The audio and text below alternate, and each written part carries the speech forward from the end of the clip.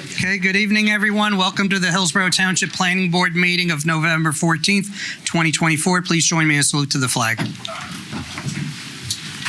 Pledge allegiance to the flag of the United States of America and to the republic for which it stands, one nation, under God, indivisible, with liberty and justice for all.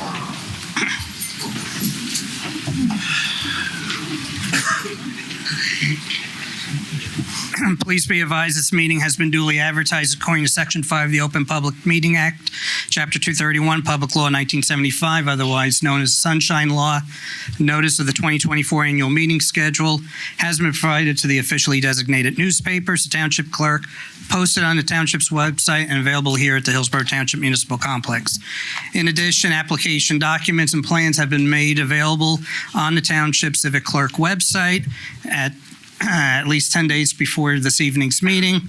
Complete application files are available in the Planning and Zoning Department for inspection according with the public meeting notice. With that, may I have a roll call of Planning Board members and also Board and Township professionals, please?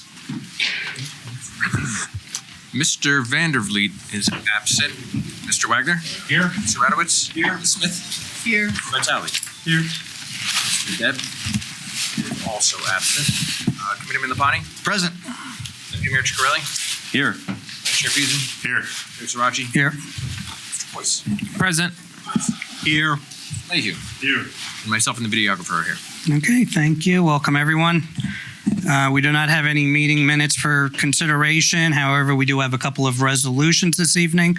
First up is the Evergreen Foothills LLC, file number 24-PB-05-SP. Mr. Bernstein, who's eligible? The eligible members are Mr. Wagner, Mr. Radowitz, Ms. Smith, Committeeman Lapani, Deputy Mayor Ciccarelli, Vice Chair Pearson, and yourself. Okay, thank you. May I have a motion to approve the resolution? So moved, Mr. Chairman. Yes, is there a second? Second.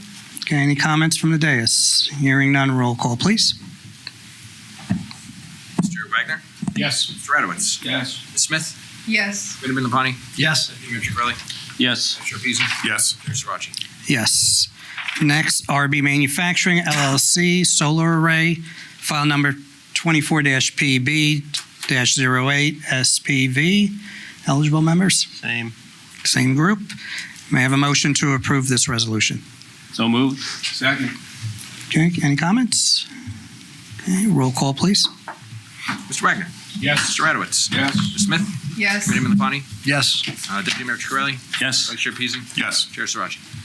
Yes, we do not have any planning board business nor ordinances for consideration. So next up will be business from the floor for matters that are not on this evening's agenda. And I will ask you to refrain direct or indirect comments involving warehouses.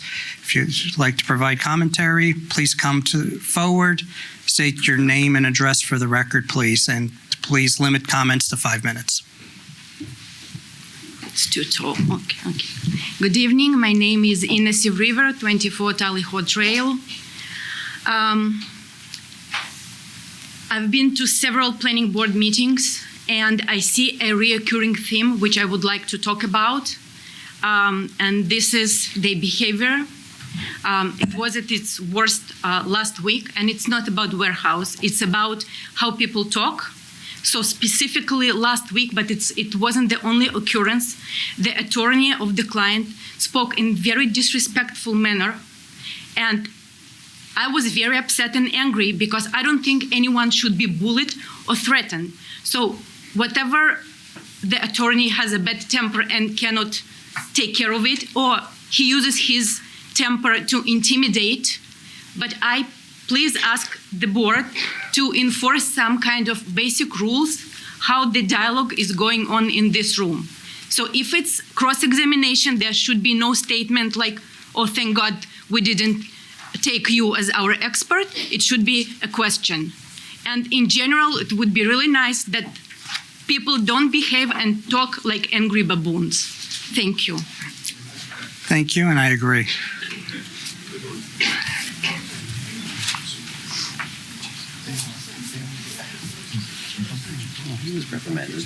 Gail Martin, Hillsborough Road. I was at the same planning board meeting that Ina was talking about, and I stand behind her statements. The representative for the applicant was aggressive, condescending, and tried to intimidate the objector and his witness. As a resident, I am disappointed that no one from the planning board stepped up to stop it. Moving forward, I hope the planning board will make sure there is not how hearings are conducted. In all fairness, we are residents of the community, not lawyers. We do not do this for a living, and we demand the same respect that we extend to others. Thank you for your time. Thank you.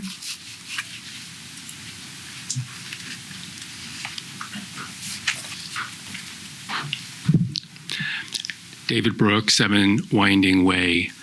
I just want to support what both Gail and Ina said and provide you with another little thought. So good evening, Mr. Chairman and members of the board, staff, applicants, and objectors. Last week at the planning board meeting during the one hearing, I also observed rude and disrespectful behavior addressed by the applicant's attorney to the objector members of the public and their expert witness. As the board has stated, this is a quasi-judicial proceeding, and as such, this bad behavior concerns me, as I'm sure it does all of you. A little aside, I teach a course at Rutgers in ethics. And one way I believe it helps to instill a stronger sense of moral character in my students is a discussion topic that I call the word of the day. My students define it and discuss it in each class. The hope is that they build a sort of toolbox of their own moral characteristics by adopting the basis of each word, words like kindness, respect, integrity, dignity, and courage, to name a few. So it's in that spirit of instilling a sense of compassion on the part of the board, and especially the applicants, and unfortunately, especially the applicants' attorneys, that I would like to introduce my word of the night, and that word is civility.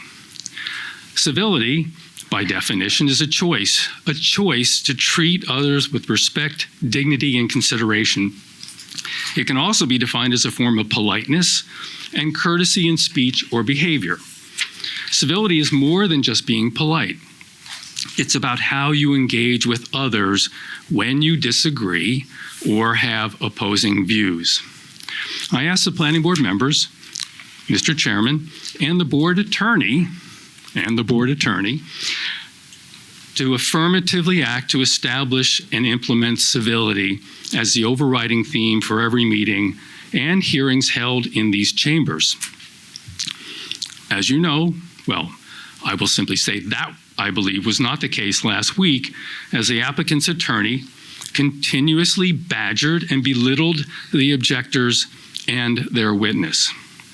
My observation was that little was done to rein in that unnecessary, condescending, and disrespectful behavior, and honestly, I think it degraded the integrity of the hearing process. We live here, you live here, and honestly, they don't. I think it's safe to state that all of you as members of the board and all of us as members of the resident public all want what is best for our community. I think it's also safe to state that many applicants, while professing to want the same, are really acting in their own financial interests, and sometimes it seems they are doing us a favor when the complete opposite is true. I ask that everyone in the room act with civility towards each other, whether or not you agree with their position, and if that speaker does not, that Mr. Chairman or members of the board or Mr. Bernstein, or Dr. Bernstein, as one of our more arrogant applicants' attorneys, called you while he disparaged a real PhD doctor, each act to affirm that commitment towards civility by reminding that person to behave with greater civility. I believe we will all benefit from that example that each of you set in future proceedings within this solemn room.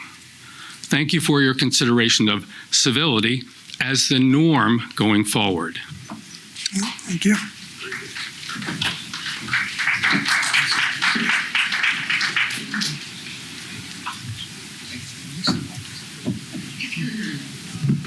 Maria Janusik, 720 East Freck Avenue, Manville, New Jersey. I'm also a Hillsborough Township property owner, Block 86, Lot 3, 2155 Camp Lane Road. In regard to each application that comes before this board, whose responsibility is it to provide accurate information as to the legal information of a property? That is, who should know and provide information as to any liens, the zone, easements, any kind of legal information pertaining to that property? Whose responsibility is it to make sure that that is provided accurately? I'm not. You want to take this one? Applicant. Yep. It's the applicant's responsibility and/or objectors where applicable, with no pun intended, but it's not the board's responsibility, it's not the board attorney's responsibility, or the board engineer or the board planner. It's the applicant and, where applicable, the objector. So the applicant's attorney and the applicant's engineer are responsible. The No, board I said the applicant, I didn't say which. You stated applicant. Right. So it's the applicant. So the applicant must come forward and provide that information, or is that provided by the people that he hires for the application? It's either provided prior to the application being heard, during the application process, or where it is an issue, potentially during testimony of one or more of the witnesses, You're where saying there is an issue. You're saying before the application is heard. When would that be? When they submit the application and the paperwork, and it's reviewed by Mr. Coyce's office or Mr. Mayu, and/or when it's posted on Civic Clerk thereafter, such as the plans, the surveys. So whatever information is provided by the applicant and the professionals that he hires, that is not checked by any township officials, by Mr. Coyce, or by you as the board attorney, or by the board's engineer. That is not checked by any of you? That wasn't the question you asked. The question was who provided it. The No, whose answer- responsibility is it to see that that is accurate? It is ultimately up to the planning department, the engineer, my office, and the board to look at what the information is and see if there are issues that need to be addressed regarding it, including whether it is appropriate or proper or legal, for lack of a better phrase. So what happens when at some point after numerous hearings, something comes up that should have been provided right from the beginning? Now you're at tonight's hearing, so let's move on. Thank you. Oh, you must all. Seeing no one else, we're going to move on to tonight's hearing. We have the one application. I'm going to invite the representatives from both the applicant and objectors. So tonight, Weston Road, LLC, Costella, file number 22-PB-03-MSPV, with a time of decision of November 15th of this year, Block 185, Lot 1, Weston Road. This application is being continued from the September 5th, 2024 meeting without further notice. So I will allow applicant representative and also objectors to please introduce themselves. Good evening, members of the board. Michael Ogrodnik, Savoshalk Law Firm, on behalf of the applicant Weston Road, LLC. Good evening, everybody. Jordan Ash with Riker Danzig on behalf of the Hearthstone Homeowners Association, and co-counsel Michael Sinkovich with Lieberman, Blecker, and Sinkovich. Okay, thank you. Mr. Chairman, for purposes of the record, I have 2 certifications by absent board members, examination of record, eligibility to vote. I received such from Deputy Mayor Ciccarelli, who viewed the September 5th, 2024 video recording. I have the same from Board Secretary Patricia Smith, so both are eligible to participate in this evening's hearing. Okay, thank you.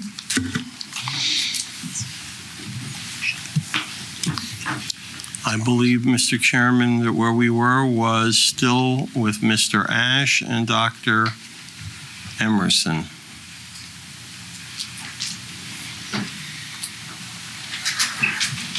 And we will re-swear you in.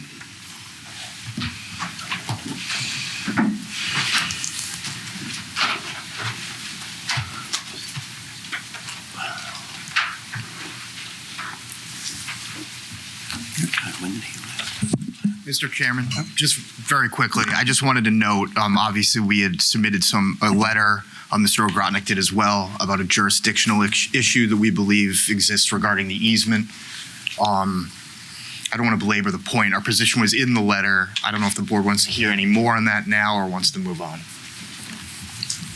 It is my recommendation, Mr. Chairman, to the board that we complete the testimony and the record of this application, and that at the appropriate time, at the end of the record being completed, that the board will address the issues raised by both counsel on the issue of the easement, as well as other issues that may be before the board at the appropriate time. The concern is if we stop potentially this application in the middle and it goes up to court and we end up having to come back because the record is not complete, that we would rather have a complete record than stop it in mid-form, get it at least on the record, and then the board can make its decision relative to what is before it. I concur, board members. Everyone else concurs? Okay. All right.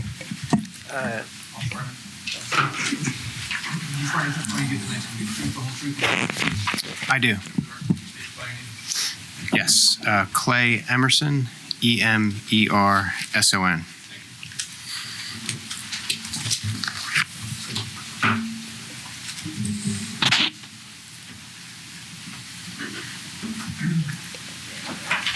Thank you.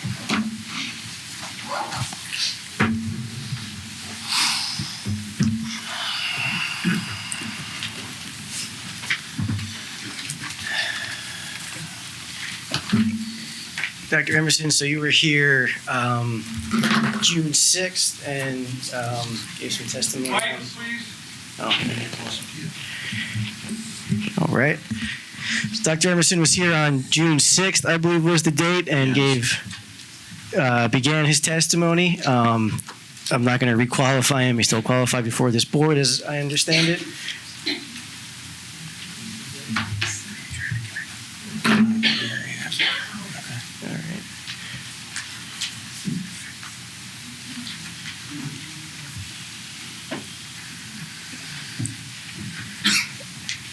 Hook it up, I think. All right.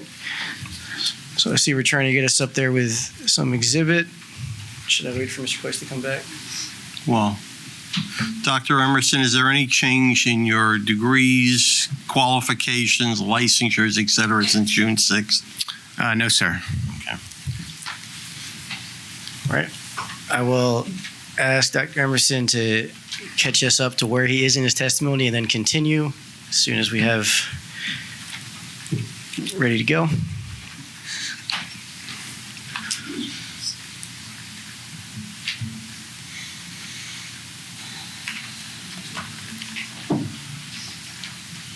favorite part of technology.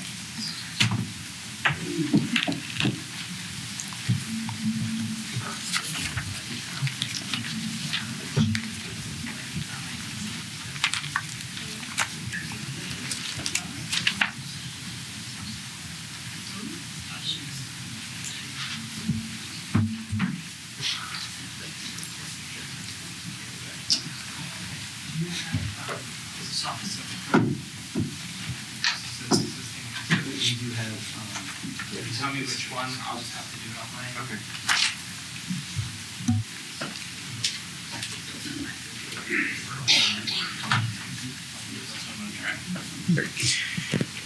All right, so in the interest of moving along, while we're getting set up here, I'll ask Dr. Emerson if you can just sort of give us a brief recap of the testimony you've given, just to catch us up to where we are, so you can continue and then finish your testimony, please. Certainly. We started, we began by primarily walking through my letter of May 22nd, 2023 in somewhat chronological fashion through the letter, addressing the various aspects of stormwater management requirements. And that included groundwater recharge, water quality, and I believe we just started discussing peak flow control requirements when we ran out of time. So as far as the groundwater recharge is concerned, my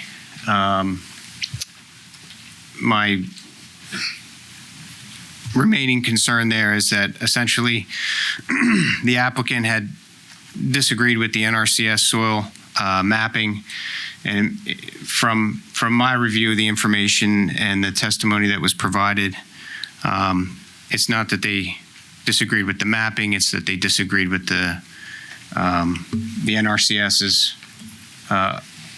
classification of those two soils in particular, and not just a question of where the line is drawn on the map.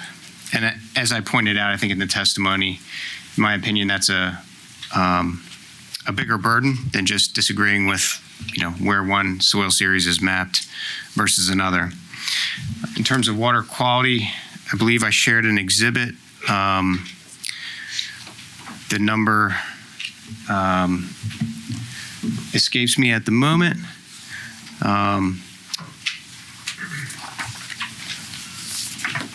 But the gist of that exhibit was that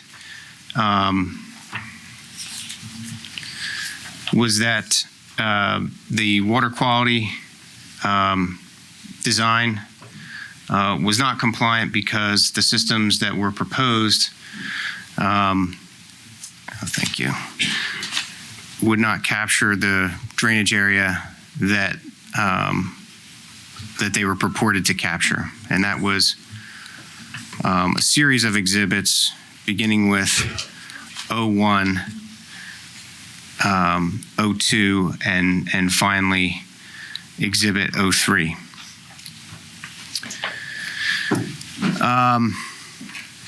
And that's where we were. When we ended, I'll try this again.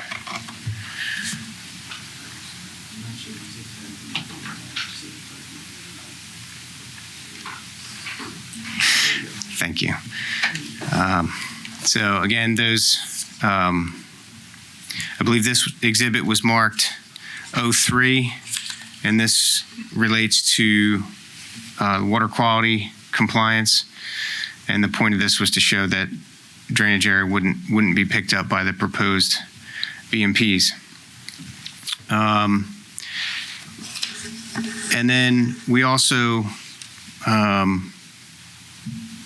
as we got into peak flow control requirements, we displayed 04, 05, and exhibit 06. I guess just 04 and 05 as it relates to that point. And the point of 05 is just to show that the drainage areas that that the stormwater management calculations assume will make it to the basin won't. So that was an oversight that that will cause runoff to not be captured by the proposed stormwater system, and it would bypass and flow directly to Weston Road and ultimately through the Hearthstone property. And again, that was 05, I believe. And then I think I had just begun talking about, to pick up where we left off, is talking about 06 through 8. And I'll just skip to what I believe was marked as 08. And this is, 08. Their existing drainage area map, and what I've added to it is everything that's in color here is all annotations that I've added, and this just displays the approximately 4.2 acres of drainage area that currently flows to the existing state open water and regulated area here, about 320 feet west of the clubhouse, the Hearthstone clubhouse across the street, that currently flows into the detention basin on the opposite side of Weston Road. And the point of this exhibit, and the most significant point of my objection to this, to the approval of this application, is that this is under proposed conditions going to be captured and brought to the proposed BMP and ultimately tied into the existing storm sewer under Weston Road that flows through a series of manholes immediately adjacent to the clubhouse, under the improvements there and out an existing retaining wall. And that's a problem to me from my perspective for a number of reasons. First, it's obviously an intentional diversion of flow, and it's not insignificant. And when a site is laid out like this, a land development project of this size, you may never perfectly match the drainage area, but this is a big difference. This over 4 acres represents an additional 30 to 35%, depending on how you calculate it, diversion of additional drainage area to the pipe in question. And it's not necessary. It's a design decision that the applicant and/or their engineer presumably made. It is not a requirement. It is a choice that they made. And unlike the existing detention basin across the street that has an emergency spillway, the existing pipe under Weston Road that again flows through a series of pipes and manholes on the Hearthstone property, that system has no, quote, emergency spillway. So for storms larger than the 100-year storm, or in situations where the proposed basin outlet structure perhaps gets clogged or needs some other kind of maintenance, this 4.2 acres is coming their way, and it doesn't under current conditions, and that's a big distinction.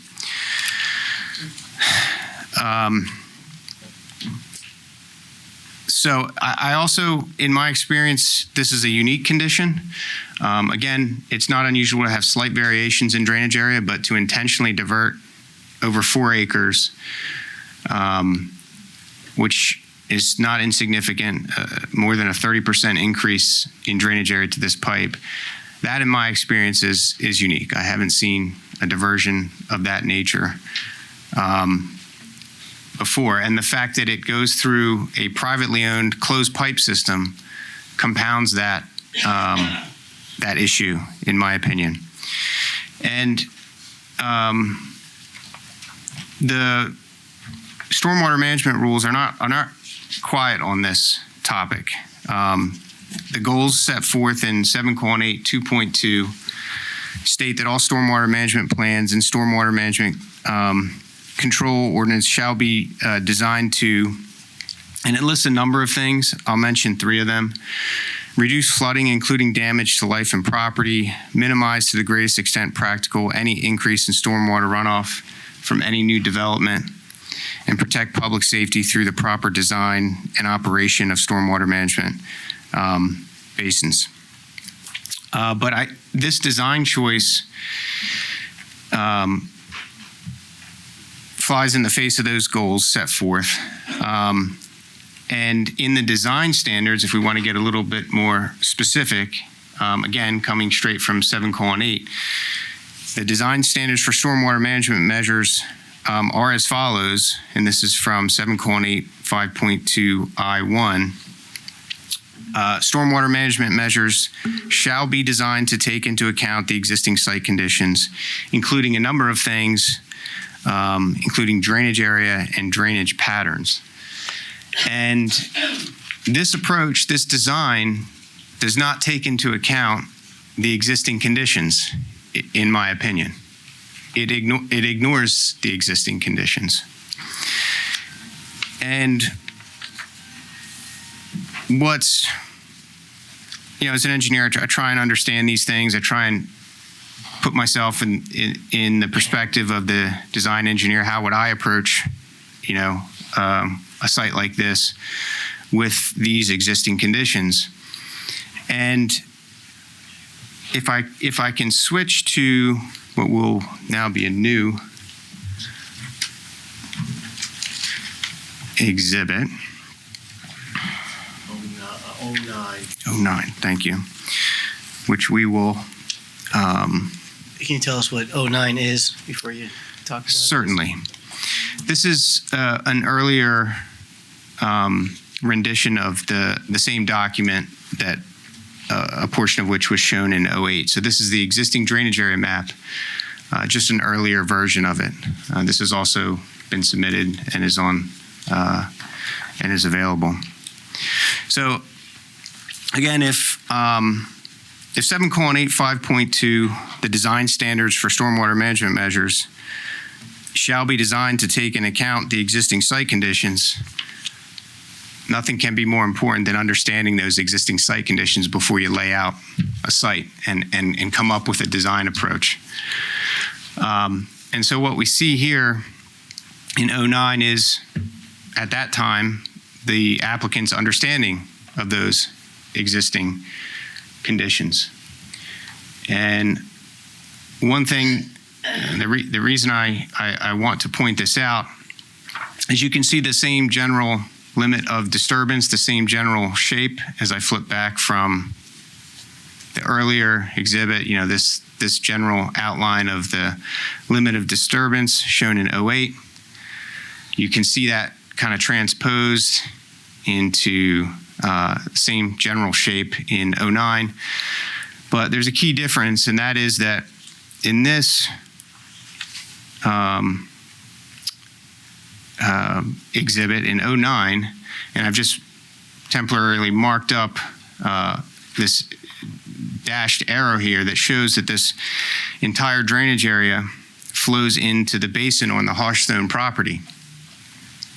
And that's not true. That's not the case. That's not where this entire area currently flows. And we understood this shortcoming because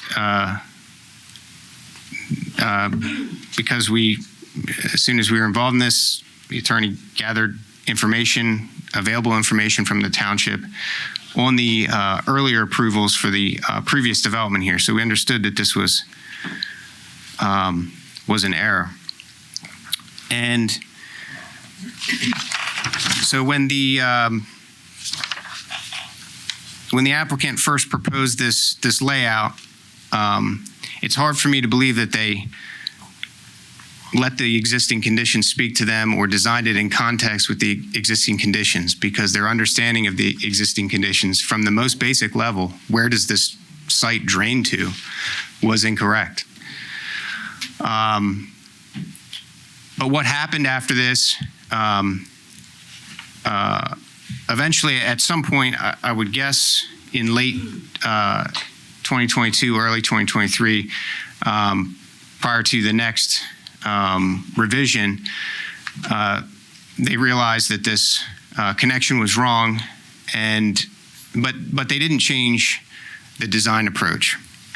They didn't decide to respect the existing drainage divides and maintain a large portion of this site flowing to, over 300 feet away from the clubhouse. They stuck with this site layout for reasons that, I can offer guesses at, but I'm not here to do that. But larger storms happen. I've been clear in my letter and my previous testimony that the applicant, from the engineering standpoint, they have the harder job. I just have to review what's in front of me, and like I do, whether I'm representing a municipality, representing an applicant, or in this case, representing an objector, I have to look and make sure that it complies. And in this case, this diversion doesn't comply with 7:8. It was a choice of the applicant. It may have stemmed from an initial misrepresentation of the existing conditions. And I think it's a problem. And I think it's a problem because, as we know in Hillsborough and other municipalities, larger storms will happen. I've been very clear that, they did the numbers for the 100-year storm, despite the earlier, or notwithstanding the earlier issues that I showed, that the drainage area the basin won't actually capture all the drainage area. But other than that, on paper, the numbers for the 100-year storm work out. But the stormwater regulations in 7:8 go beyond that. And in this case, the intentional diversion of this 4.2 acres directly to the Hearthstone community through a closed pipe system on private property does not comply with 7:8. And that, I think, I've mentioned other problems, but this is a critical error in my opinion. It's a significant diversion. I'm not trying to split hairs, and it's a 30% increase to a closed system pipe on a private property. So that's where I think this application is critically flawed. They do have an emergency spillway that was proposed on the basin that they're proposing right at the site frontage on Weston Road. It's not exactly clear where that emergency spillway is to be located, because on the current set of plans, it's absent on one sheet. It's on the left side of the basin on another sheet, and on a third sheet, it's directly along Weston Road where it was in previous versions. So I frankly don't know where the emergency spillway is set to go. But when that emergency spillway overflows, and I say when, not if, eventually that will happen, whether the outlet structure gets clogged or just a bigger storm comes along, you're going to have an extra 4 acres of pavement going straight towards the improvements across the street at the Hearthstone community that otherwise would go over 300 feet away towards the basin where they currently go, and that doesn't meet the goals of 7:8. that doesn't meet the design standards outlined in 7:8 that I won't rehash. That's a critical problem. And why it became that way, because of perhaps an initial misunderstanding of the existing configuration. It doesn't matter. That's what's before the board now. And finally, I just turn to what I guess we will label O10. And this is a zoom in of the same exhibit 09 that was just shown, showing the early understanding put forth by the applicant that this drainage area did go away from the clubhouse and towards and into the basin. So I think that brings us to where we are. Thank you, Dr. Emerson. And just to avoid any conclusion, is it your opinion that this application does or does... Sorry, the microphone is... There we go. Just to avoid any confusion, Dr. Emerson, in your opinion, does this application comply with the stormwater management standards? No, it's my opinion that it does not. All right. And then quickly, before we turn over to cross-examination to hopefully get a few points on or off the table, however it's best phrased, can you just briefly outline for us your history as a testifying witness in the field of stormwater engineering? Sure. Working at the firm that I do, we do all things water resource related. And I have testified on behalf of objectors before, in fact, in front of this board, and I've testified on behalf of applicants, not in front of this board. And so, the majority of the day-to-day work that I do is not for objectors. It's 90% or more for applicants or other people building, doing things. And when I review applications, land development applications in New Jersey or in Pennsylvania, whether I'm working on behalf of an applicant, an objector, or municipality, as I mentioned before, my purpose is the same. I objectively review an application and ensure that it complies with the local ordinance or applicable state regulations. It's a black and white process in my mind. All right. And other than your work as an expert witness, can you briefly outline your work and practice as a professional engineer, please? Sure. All things hydrology, hydraulic related, whether it's stormwater management design, stormwater management review in this case, hydrologic studies, hydraulic studies, floodplain mapping, design of flood mitigation projects, and kind of everything in between.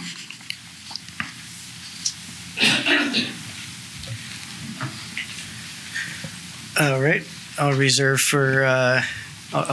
and pass the witness along. Okay. Mr. Karadnik? Thank you, Mr. Chairman. Good evening, Dr. Emerson. We're going to ultimately introduce Mr. Ford as our rebuttal witness, so I don't want to get too far into the weeds with your expertise or Mr. Ford's expertise. You're far more versed, but I do have a few cross-examination questions. I first want to discuss some comments related to the soil testing. And my first question is, does the DEP BMP manual provide hydrologic soil group testing procedures for establishing the hydraulic soil conditions of a site? Yes. Okay. And is it correct that Chapter 12, of course, I've been reading a lot today, soil testing criteria from the NJ Stormwater Management Practices Manual, pages 7 through 9, as well as the NRCS National Engineering Handbook, Part 360, Hydrology, Chapter 7. Are those two of the more relevant documents that you would look at related to the soil testing? Yes. Okay. And we keep talking about the NRCS mapping, and I don't understand it. Maybe you could educate me. Is this mapping reliable or not reliable? Yes, I think it's reliable. I rely on it quite often. I use it regularly. How do they do it? How do they map soil units?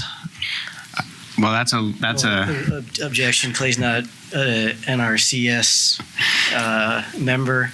To the extent he can answer the question, I'm sure he can, but I think it's a little outside of this. I'm just trying to understand the methodology that you're saying is so reliable. So if you don't know it, that's certainly an acceptable answer. But no, welcome to answer the extent you can. I'm just placing the objection on the record. What's the objection? Clay's not here to represent the NRCS. I didn't ask that. I'm just asking about the processes and the methodology. How do they do it? The applicant can, if the witness can answer the question, please answer. Sure. In short, in very short, they dig test pits. They look at sample hand auger borings. They interpret aerial photographs.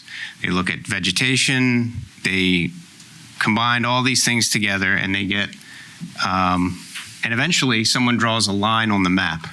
But that line on the map is not, a precise line. You have to understand, to your point, the data that goes into that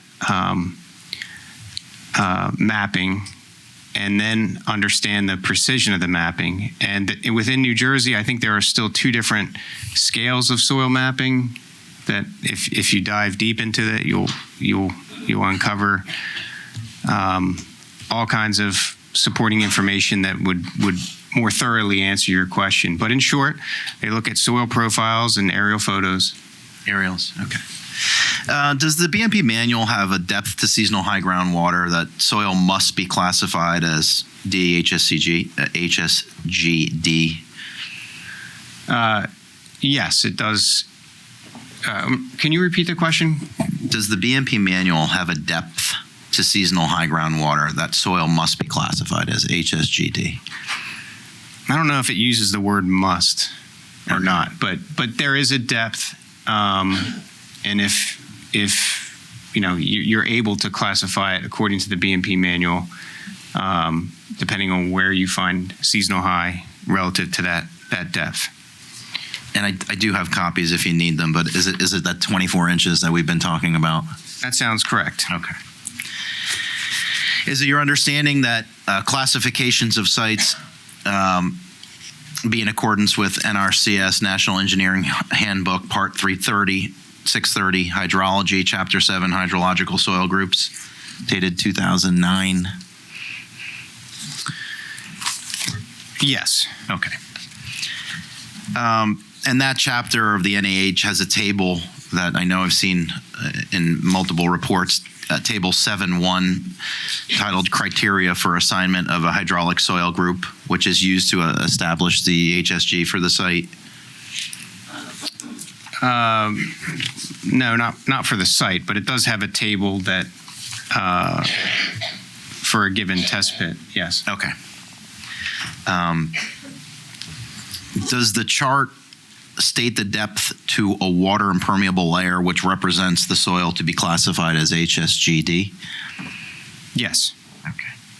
Is it correct to state that according to the best practices that HSGD soil classification is less than 20 inches for impermeable layer and seasonal high water of 24 inches or less?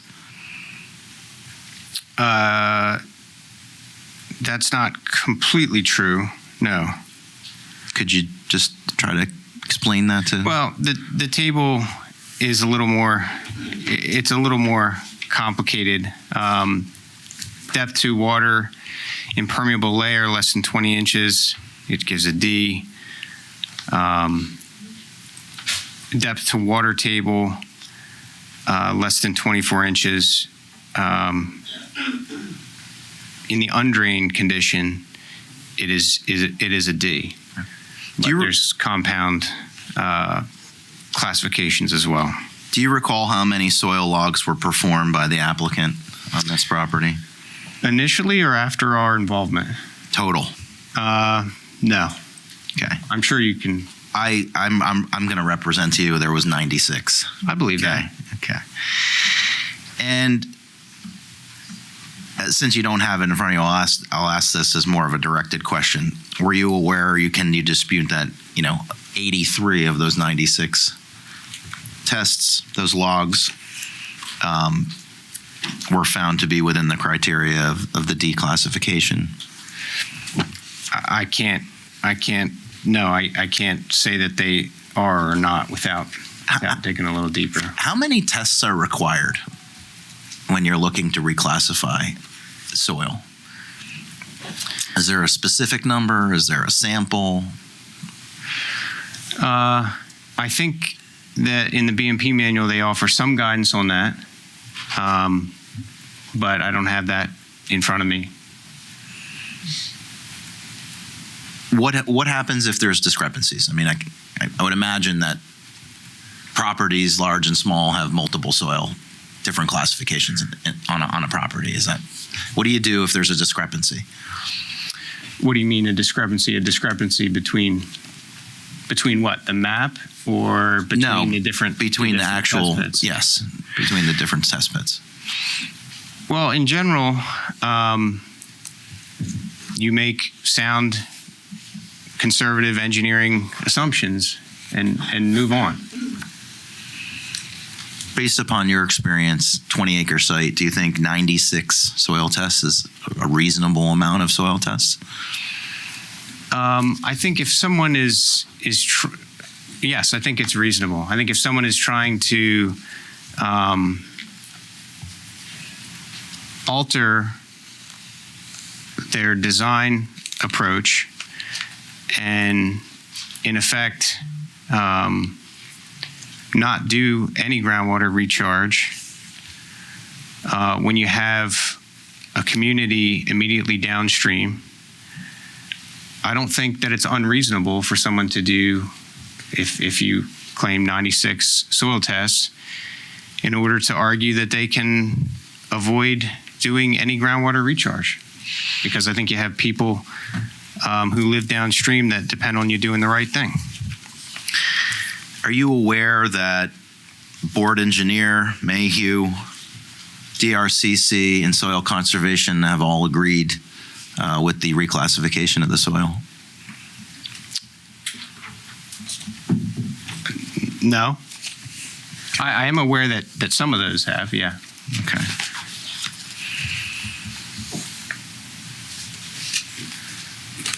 The Pannoni report dated July 5th says the applicant has demonstrated that the site exhibits type D soil characteristics in various locations, et cetera.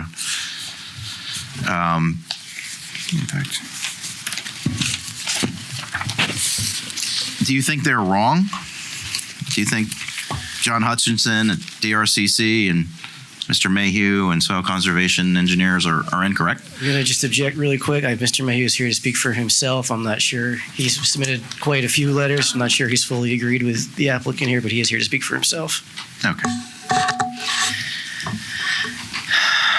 Referring to a May 30, 2023 DRCC memorandum states, open quote, soil explorations were performed on site by the applicant in accordance with Chapter 12 of the NJDEP BMP Manual, Chapter 12, which support reclassifying the on-site soils to HSG rating of D. Do you recall reviewing that? yes. Okay. Yep. All right. Yeah, that's one I do remember. In your qualifications, you list that you teach soil science to professionals, and I recall that you're an adjunct professor? Correct. Okay. Villanova? Yes. Okay. I had the opportunity of reviewing one of your classes through Princeton Hydro entitled Enhanced Stormwater Management Ordinances on November 7th, 2023. Do you recall that class? I believe it. That was not an adjunct. That was not a class I taught at Villanova. to be clear. Oh, that was just through Princeton Hydro for other professionals? Sounds like it. Okay. Yeah, I don't recall Okay. specifically. My apologies. And you emphasized in that dissertation that, quote, you have to look at existing different soil series independently in your analysis. You still agree with that? What was the context of that? The context of soil classifications, you stated you have to look at existing different soil series independently. I'm just going to object quick. He's pulling out of context something that clearly was a whole class. We're pulling out one statement here. But to the extent Dr. Emerson can answer, he's certainly able to. I would love to answer. I don't quite understand. If that's a direct quote, I don't know what I was trying to say in that moment. And if there was more context you could provide, I would be glad to answer your question. Sure. Maybe this will assist you. You had indicated you were asked about modeling and how it relates to seasonal water tables, and you answered that test pits are important when designing these systems. Obviously, agree with that statement, correct? Yes. Okay. And you said that the mapping is reliable. What about the DEP BMP guidance for soil reclassification? Is that a reliable methodology in your opinion for reclassification?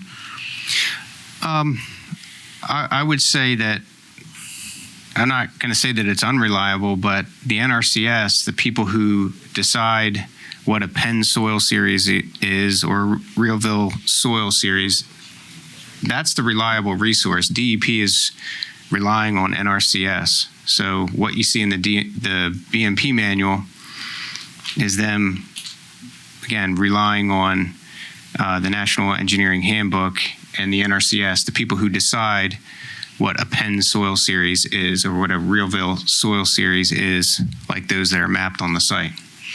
How important are visual inspections of soil samples and test pits and soil classification analysis? How important are visual inspections? Very important. Okay. Why? Why is it important? Color, things like Yes, color, texture, moisture conditions. Yeah, everything that. That's how you conduct a soil test pit or a soil profile. You look at the soil, you feel the soil, and you look at things like color that you mentioned that gives you indications of at depth to seasonal high water. These are all important things. When the applicant invited objectors professionals on site to observe the additional testing, did you personally attend? I did not. I was out of town, but I saw photographs taken by our representative, and I talked to her directly and while she was in the field as well. So you haven't personally observed the soils on the site or the test pits? No, sir. And I guess you're paid hourly by the objectors, I would assume, or? Objection, I'm not sure how that's relevant. Move on. You can ask an expert witness how they're compensated. I'm not sure that specific question is relevant or appropriate, but I'll leave it to Mr. All right, let me withdraw that question. Is it correct that you were hired by Hearthstone to oppose this project?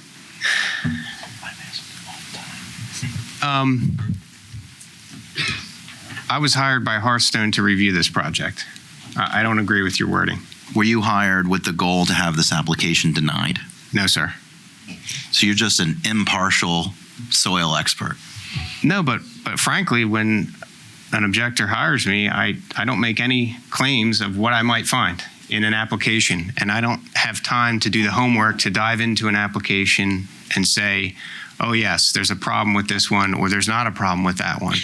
When I'm hired, I am an objective reviewer of what's put forth. And at the point that I'm hired, I don't know whether I'm looking at a compliant application or, in this case, one that's not compliant.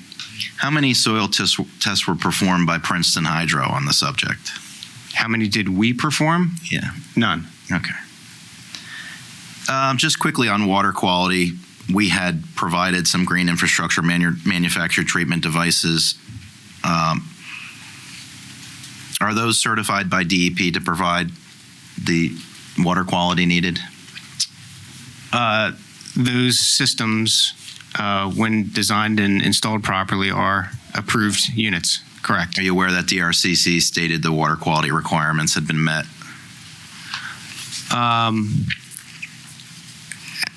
Eventually they did, yes. Again, you keep testifying about the NRCS maps and how they're reliable, but in the webinar you stated, quote, "These maps are not perfect." And your colleague, Mr. Pisano, stated, quote, "NRCS maps are broad generalizations of regions." You then stated, "These lines on the maps are not finite, they are not perfect." Do you recall that statement? Absolutely. Okay. Absolutely, and I stand by that. But I think to further answer your question, the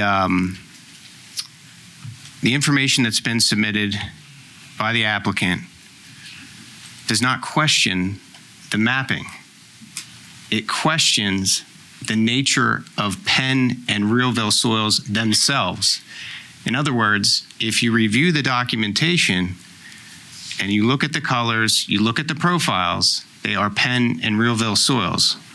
And if you review Mr. Ford's earlier testimony, you'll see that supports it. So again, the lines on a NRCS map are not precise. You need to know how they're laid out, and how those maps are created. To your initial question, Figure 2 in your report didn't. Excuse me, you can let the witness finish the answer. I'm sorry, I didn't know he was. So just to wrap up, I apologize for the longer response than you wanted or expected, but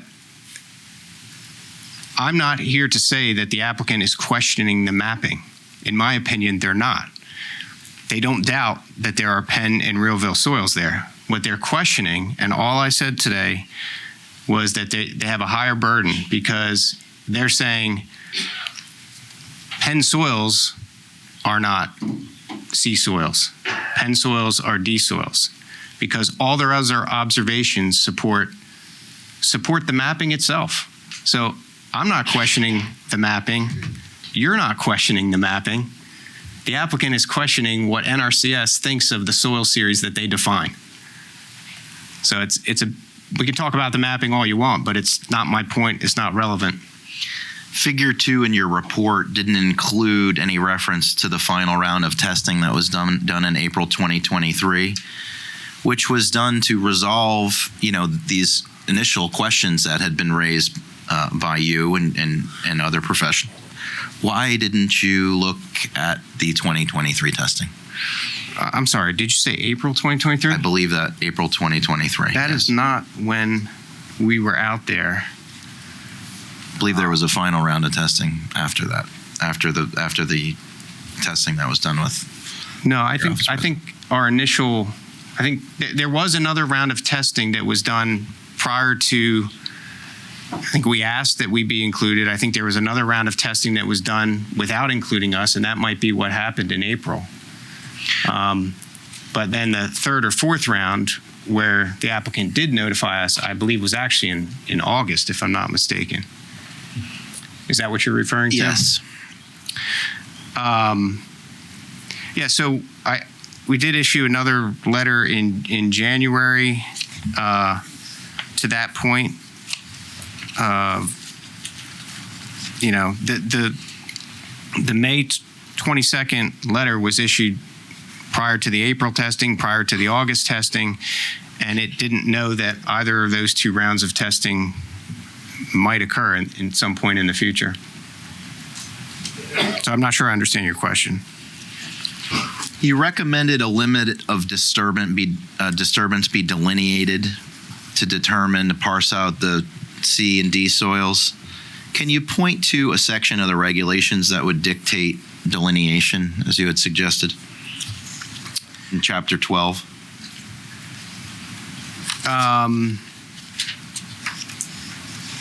No, it would just be in Chapter 12. It's in the BMP manual. I would look towards, I think there's a table in Chapter 12 that talks about that in not in clear terms. I guess my question is, Chapter 12 doesn't require that every pit be classified as C or D. Isn't that correct? I'm paraphrasing. If there's, my understanding is there's discrepancies, you do additional testing, right? Right. And like I said, at some point you have to make sound engineering assumptions. And that might mean looking at your test pits and kind of connecting the dots, if you will. These showed one thing, these showed another. Yeah, it's not overly prescriptive and doesn't say every 10 square feet or every 10 feet on a grid you have to do a test pit and then connect the ones that are C's and connect the ones that are D's. No, it doesn't say that. Would you agree, again, with other professionals that the soil is predominantly HSGD? Objection. We could define predominantly lots of different ways here. I don't answer it if you can. You don't know what the word predominantly means? I guess Wait. It's a fair point, Mr. No, O'Grady. excuse me, audience. The reason I placed my objection on I the just word- want to get into it because I know Mr. Brooks brought this up in the beginning about civility. No commentary from the floor, please, okay? We'll referee these guys up here, so thank you. I'll explain my objection. The word predominantly does have a common meaning. We're talking about very technical things. If there's a point at which 80%, 90%, it could be important in this situation. So if you want to clarify the question, that's the reason for my objection, Mr. O'Grady. Okay. I'll withdraw the question. So what would happen if you assume for this site it's D soils? Wouldn't that be a conservative estimate? Wouldn't that assist flooding if the soils were all C soils? Wouldn't it be conservative to assume they were D? As opposed to the opposite. No. That they are D soils and you assume they're C. No, the opposite is true. Okay. Can you explain it to the lay people in the audience? Yeah. So if you assume that a site is all D soils, means it generates more runoff, and that's what dictates the limits that you can discharge. So if you pave a site that's all D, you're creating more runoff, but not a lot more, compared to if you had a site that was A soils and all sand and you paved over sand. That baseline, if you assume D soils, is higher. So you're lowering the bar, so to speak. So yeah, I would say the opposite of your statement is actually true. Okay.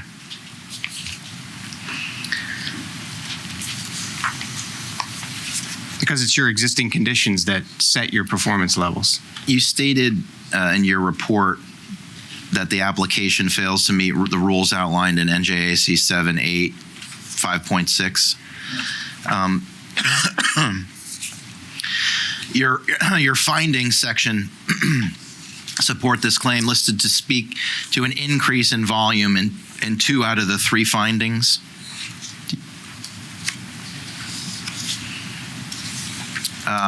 Where under the regs does the regulation limit an increase in runoff volume?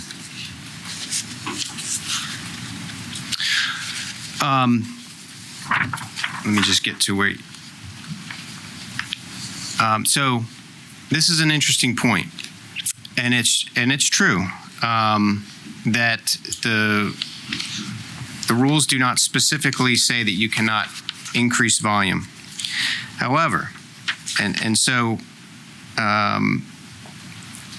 when you replace a forest with pavement and rooftop, obviously there's going to be a dramatic increase in runoff volume.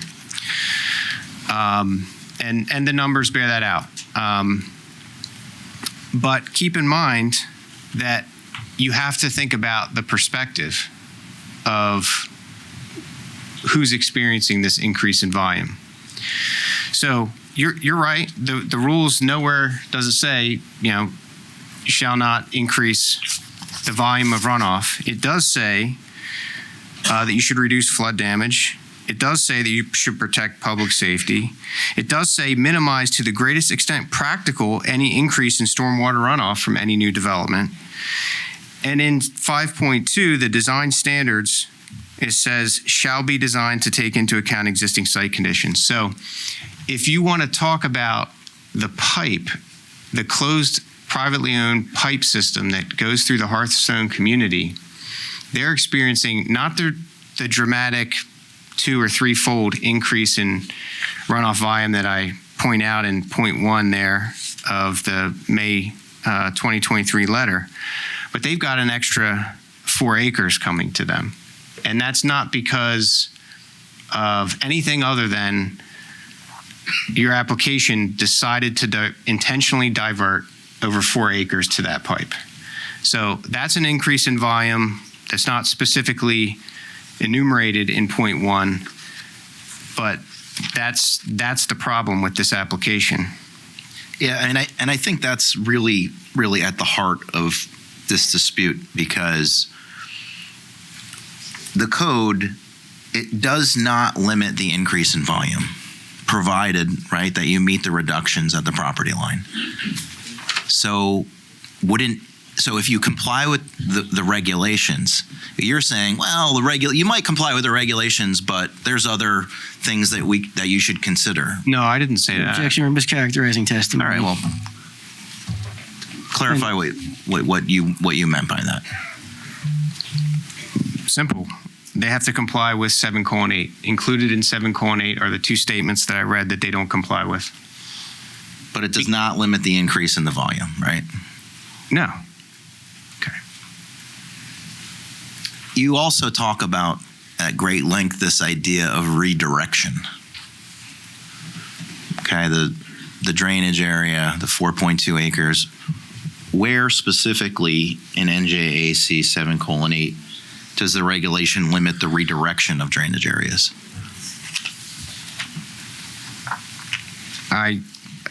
Again, 7:8, 2.2, and 7:8, 5.2. The catch-all that says what? It says reduce flood damage, protect public safety, minimize to the greatest extent practical any increase in stormwater runoff from any new development, and stormwater management measures shall be designed to take into account the existing site conditions, including drainage patterns. Had you have a chance to review the applicant's off-site impact report? Yes. Okay. You didn't mention that in the reported lists of the documents that you reviewed or your findings. Do you have any opinion on that? Opinion on the fact that I didn't mention it? Well, why didn't you mention it? Again, they did the analysis that was, I think we reviewed it at the time of this letter. In fact, yes, it's listed on page 2, the last bullet point list. I assume that's the one you're talking about, March 8th, 2023. I'm not sure of the date. I apologize. Yeah, off-site stormwater impact analysis. So we did reference it in the letter. Was that your question? Well, it wasn't discussed, or wasn't. You didn't analyze the conclusions, or. Is there a question in that? I don't know. Why didn't you analyze the off-site impact report that we had produced? Oh, I'm sorry. I reviewed it. I analyzed it. Okay. All right. And I referenced it. Your report theorizes that the project will result in flooding and damage downstream. A report which is listed in the review document section of the letter was submitted showing the benefits of the project on the existing basin across from Weston. And again, you didn't mention that in your report either. Which report are you referring to?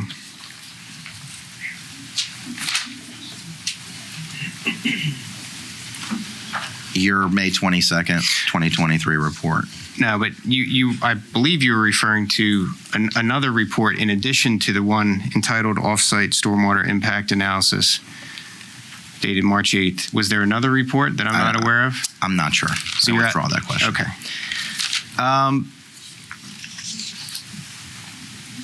And I understand the public's concern about flooding, obviously. Why didn't you perform any off-site or downstream analysis? Well, two things I want to point out about the report that you referenced, I think once or twice there, and the calculations. Those only go to the 100-year storm, and those assume that the stormwater management basin that's going to be built, should this be approved, will remain clear and not clogged. So my concern, as I think I was clear in my earlier direct, was that larger storms will come. They do come, they have come, they will come again. And that report that you referenced doesn't look at storms beyond the 100-year storm. Neither does the stormwater management calculations that were submitted for this project. So, but have you performed analysis to support your claims of the increase and severity of downstream damages expected during a flood? Well, yes and no. Early on in the question, I would have said yes, and then you add some things on that I haven't done. But that conclusion is based on the diversion of over 4 acres to this location. Right, which is not prohibited by NJAC. I disagree with that statement. Okay. Would you agree that the peak flows will be reduced? Can you be more specific? Because my answer is no. If you're not more specific, my answer is no. I'll allow my engineer to get a little more technical on peak flows. You also mentioned in one of your reports about the class 4 dams or walls. Is there a regulation or a section of the reg that disallows the use of class 4 dams or walls and lists them as a hazard to public safety? No.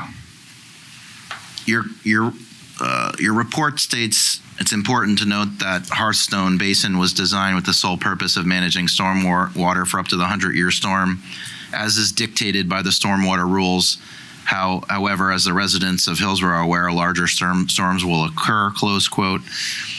Does the design of the project utilize the revised regs, or was this grandfathered under the old regs?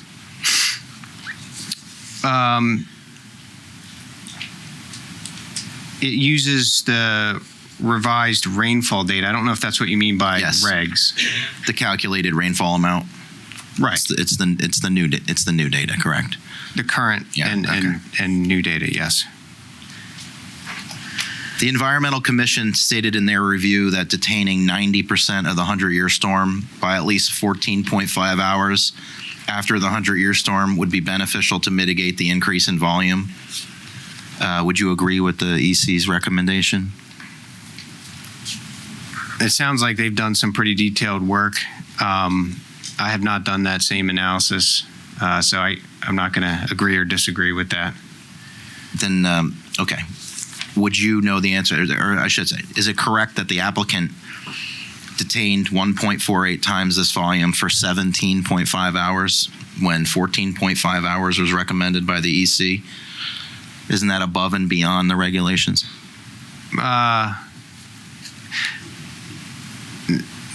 Those numbers may be above what they asked for,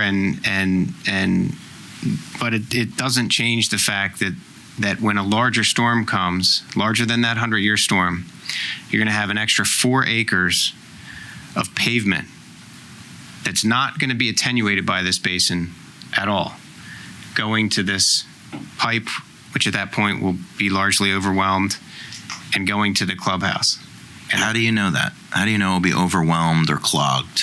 Well, because it's designed for the 100-year storm, and I know as an engineer that larger storms will come. And your job as an applicant is not to prevent the downstream community from flooding, but it's not to make that worse. And that's what this application will do. How many stormwater management systems have you personally designed? Let's say, per year.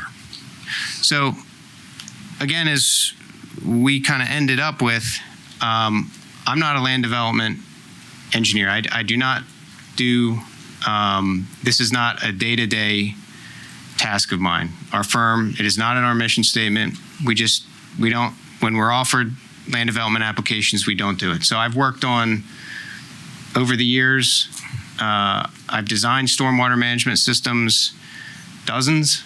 Okay. But how many this year you think you've designed yourself? I don't know.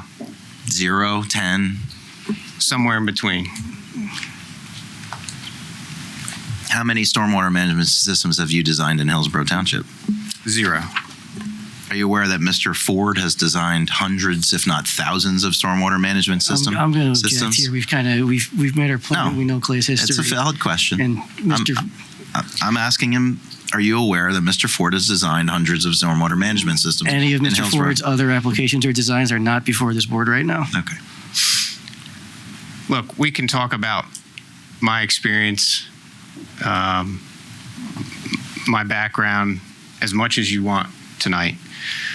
But the fact remains that you came with an application that had a critical misunderstanding of the most basic aspects of this site and the configuration as it relates to stormwater management.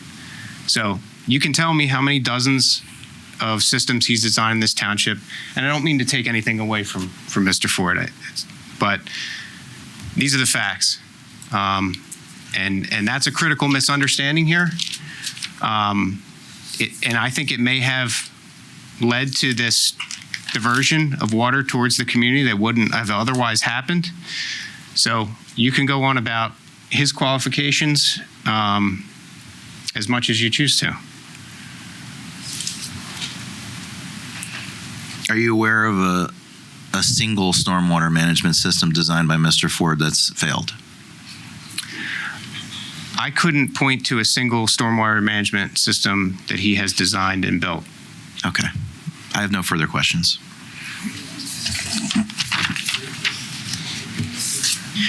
I don't have redirect at the moment, so I'll turn it over to the board. Mr. Mayhew? For those standing in the back, there's a whole row here in the front that's empty, the second pew, if you'd like to use it. It says reserved, but it's not. We won't bite. Thank you, Mr. Chairman.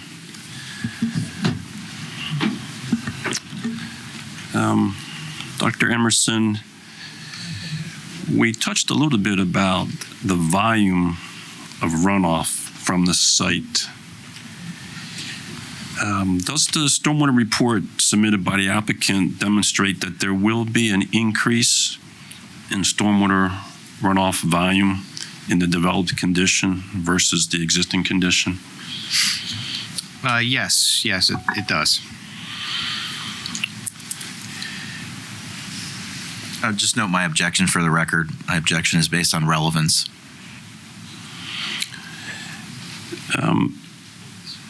Dr. Emerson, we talked a little bit about the DEP stormwater management regulations, and you've quoted NJAC 7:5.4, and then there's 5.5 and 5.6. I believe 5.4 talks about groundwater recharge.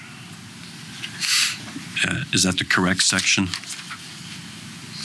Yes, that sounds correct. Yes, sir. And correct me if I'm wrong, but I believe the DEP requires an applicant to demonstrate sufficient groundwater recharge by one of two methods. And one method would be to calculate the pre-developed and the post-developed runoff from the 2-year storm, and to make sure there's no increase in the developed condition. Is that correct? Yes, there are two options, and most applications go with the no loss of groundwater recharge from pre to post So you jumped ahead on me. Sorry. So the first method available is calculating the runoff in the existing condition from the 2-year storm and to calculate the volume. And then to make sure in the developed condition that 2-year storm does not increase the volume of runoff. Is that correct? That's correct. That's the first option. And then the second method would be to look at the runoff and from an annual budget standpoint. Correct. And I believe the applicant has chosen to use the second method. Is that correct? Correct. And I believe if a D soil, a hydraulically classified soil of D in the existing condition, the DEP would consider that to produce zero recharge, correct? Yes. So if an applicant can reclassify the existing soil to a D, then they essentially can meet the annual recharge budget without having to do any recharge because the DEP will assume that there's zero recharge today, correct? That's correct. And so when an applicant states he's met the recharge criteria, would you say it's a little bit of a misnomer because there's really no recharge occurring? Yes, that's correct. In a sense, it's a get out of jail free kind of card. If it's a D, there is nothing for you to do. And I believe this is the method that was utilized in this application, and I believe this is the method that the Delaware and Raritan Canal Commission has signed off on this application, correct? Yes. Okay. But if we return to the other method, which is looking at the 2-year existing runoff in the developed condition and post, I believe you've already testified, and I believe the applicant, and it's in the applicant's report, that there is going to be an increase in runoff volume from the 2-year storm. Would you agree that there would also be an increase in volume of runoff in the 10-year and the 100-year storms? Please note my objection for the record. Same objection. Yes, there is more than a twofold increase in the 2-year, and there would be increases under the 10 and 100-year as well. If, in your opinion, if an area was flooding downstream and it experienced additional volume of flow, would that increase the severity of flooding? Yes.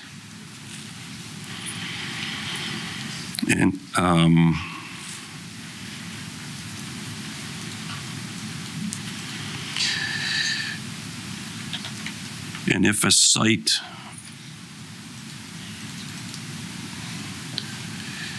restricted the peak flow rate but didn't restrict the volume of flow, couldn't that increased volume impact downstream flooding?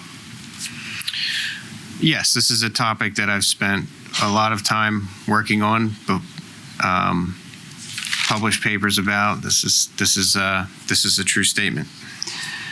Did the applicant off-site analysis continue all the way down into Manville? No, it didn't. It did not. Did the applicant calculate the travel time from the proposed basin outlet structure through Hearthstone, down the Royce Brook, and down to Manville? No. So could it be possible that even though the applicant is delaying the peak rate from this basin, is it possible that when the flow is exiting this basin, it may be entering Manville while Manville is flooding? No, my objection for the record, speculation. Yes, it's possible. Well, I'll rephrase this. it's if flooding's occurring in Manville and we haven't calculated the time between the site basin and Manville, do we know if we're exacerbating the Manville flooding or not when we release? We don't know.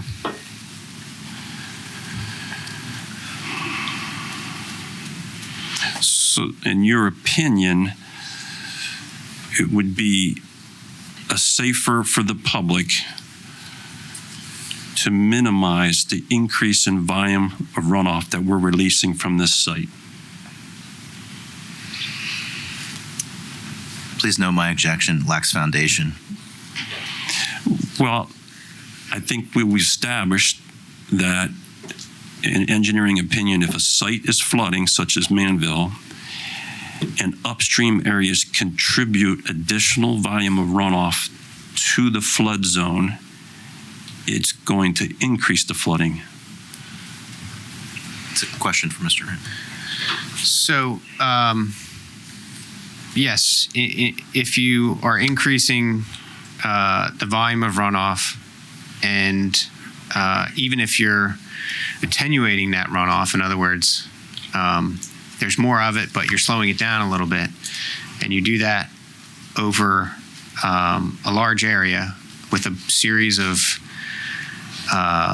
sites that were all designed independently in an uncoordinated fashion, the net result is you will increase peak flows and flooding downstream.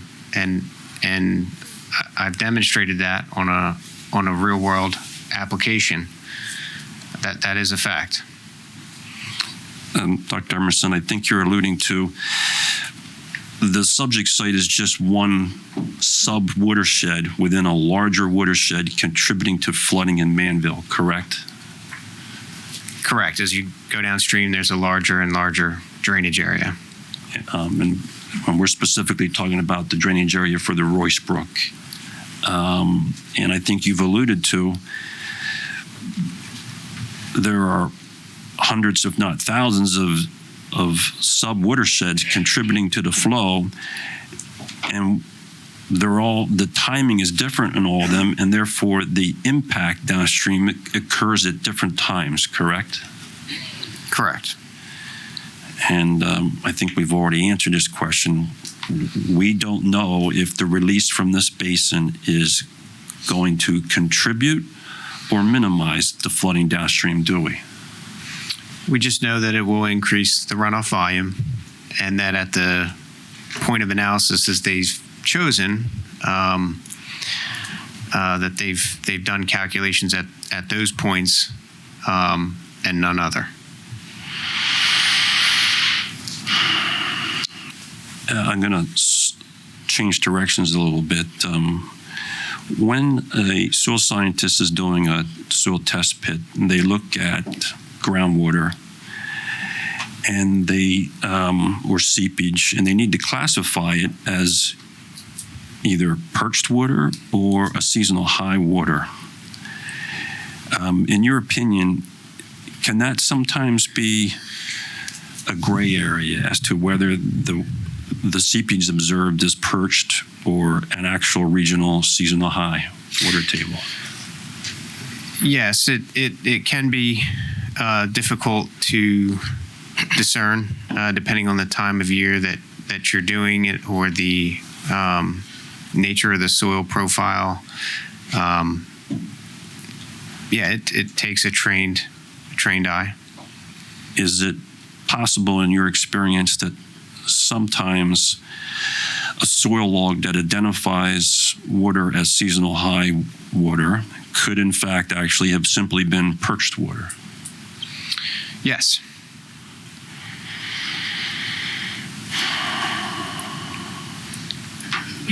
That's all the questions I have, Mr. Chairman. Okay, we're going to take a brief recess. We'll reconvene 5 of? Okay. At 5 of, to the big clock in the back. Okay, we're back in session. I thought it was just me. No, I've heard from others.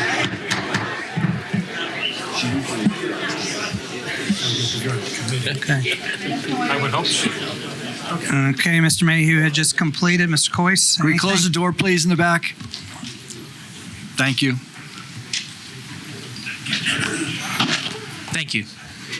Hello, Dr. Emerson. The proposed drainage, is there any negative impact that can have on the wetlands, on the property? You referring to the diversion of the Correct. the drainage area? Yeah, so the that's a possibility when you a wetland is a wetland because of the soil, the groundwater conditions, and a large part of that is the surface drainage area or watershed that feeds that wetland. So diverting that or trying to engineer that in some way can impact a wetland negatively. Thank you. Okay, thank you. Board members?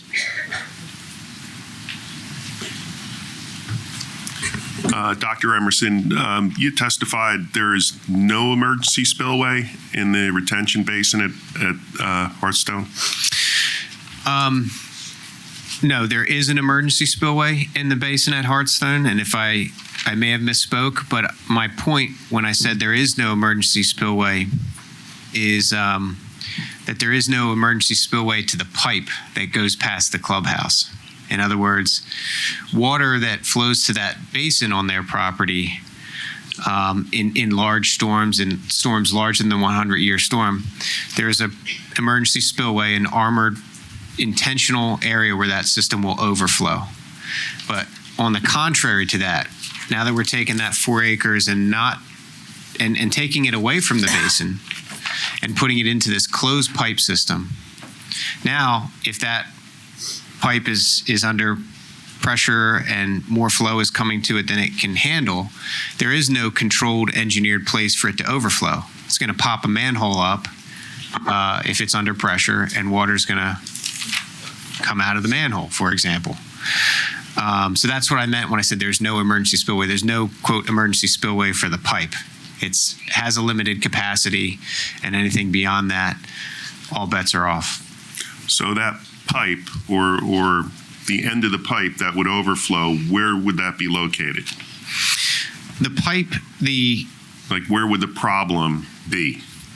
Yes. In that case? The problem would be centered in the location of the pipe, which is generally just adjacent to the clubhouse. I think it physically runs under some of the recreational facilities and ultimately discharges out of the retaining wall.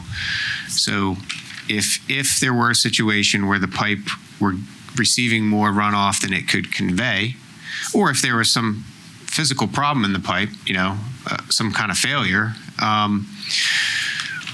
water's going to come out wherever and whenever it can at the lowest point, which the most furthest downstream point would be, I think there's a series of a few manholes on the Hearthstone property. The pipe itself on the upstream side could back up and water would just flow directly over Weston Road towards the improvements on the Hearthstone property. But that pipe is in very close proximity to the building and actually takes a couple turns there to work around it.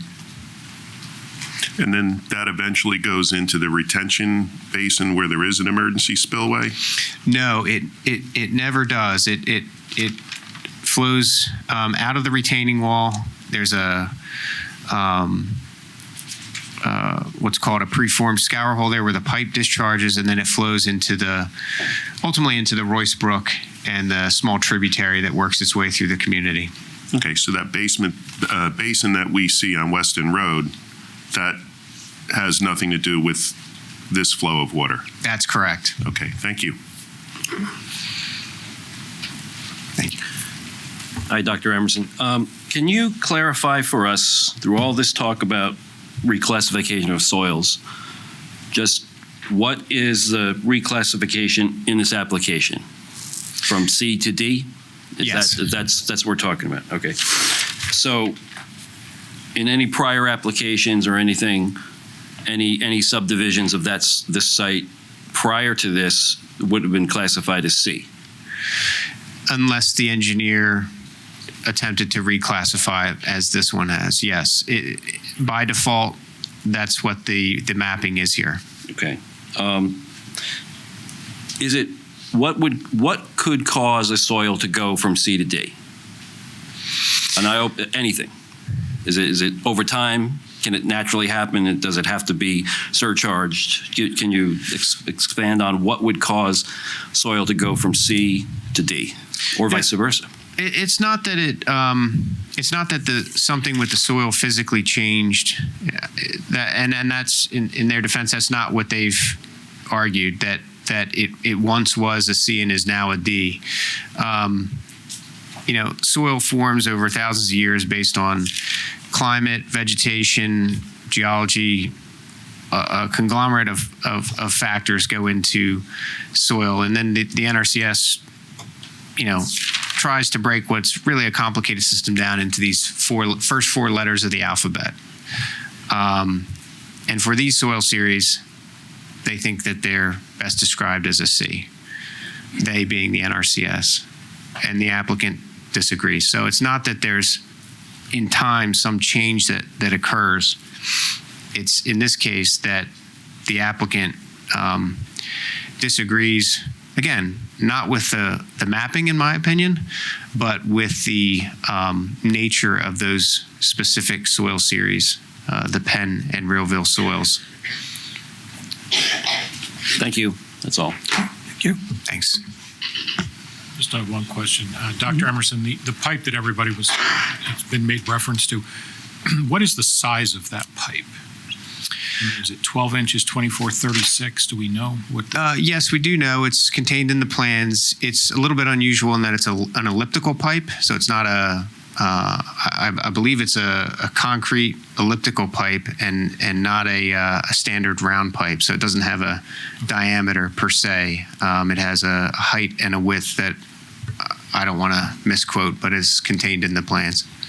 Okay, so it varies in width. I guess I'm trying to envision what an elliptical pipe. Oh, it's an oval cross section instead of circular. Okay, thank you.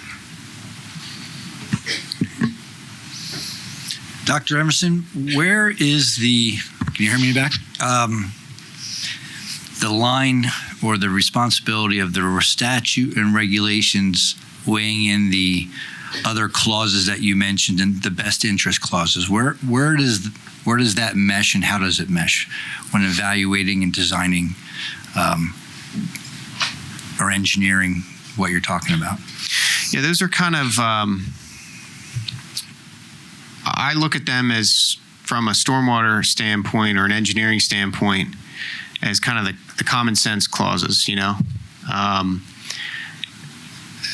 but they're a little more specific than that. So they're kind of the overarching theme. I mean, it's literally, that section is called the goals, of stormwater management plans and the design standards. These are the basic design standards. So later on in the regulations, they get into the nitty-gritty, the numbers, but these are the overarching themes and goals and purposes of the rules. So they can't be overlooked, in my opinion. And so they're a theme that runs throughout the rules, but they're the basis or the foundation of a sound design. So they're not a vacuum. They need to be considered together. Correct. Okay. Thank you. Okay. Thank you. Yep. Anyone else? Okay. May I have a motion to open to public? So moved. Okay, all in favor? Aye. Aye. Okay, if there's anyone from the public who is not represented by the objector attorneys and would wish to ask questions of Mr. Emerson on his testimony, please feel to come up. Okay, we have no takers. Okay.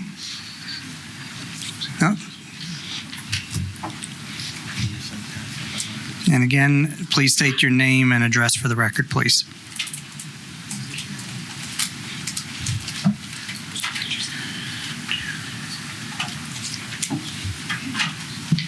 Maria Janusik, 720 East Freck Avenue, Manville, New Jersey, also Hillsborough Township property owner. In regard to the soil, so is the soil C or is it D? What's actually in the information regarding this property? Because it would be more beneficial for the for the applicant to classify it as a D. Well, I guess that's a question for them. But if you were to look this site up on the NRCS Web Soil Survey website, which is a website that maintains all the NRCS mapping, it would be listed as a C. But the engineer has argued that based on some of the test pits that they have done, that it should be classified as a D. You're saying the engineer, that's the applicant's engineer? That's saying correct. that it's a C? A Okay. D. So a if D. it's a C, then it absorbs more water. They're arguing that it's a D, but the mapping listed as a C. And to the second part of your question, a D is a soil that is more likely has a higher potential to generate runoff. So a C would generate less runoff. So a C would absorb more water, a D would not. So in terms of how much this application would allow water to run off, it wouldn't really matter as much if it's a D, because you're saying you're not really making that much of a change. Is that what's being said? That's a simplification of it, but yes. So then it's to their benefit to call it a D soil. To their benefit in that it enables them, as Mr. Mayhew questioned me, to comply with the groundwater recharge requirements, without specifically designing a compliant groundwater recharge system. So if that's what you mean by makes it easier for them, then I would agree. You mentioned intentionally diverting 4 acres. Could you be a little more, put it in a little bit simpler terms for us to understand? Sure. Their approach to the site design has taken 4 acres, which is about a 30% increase.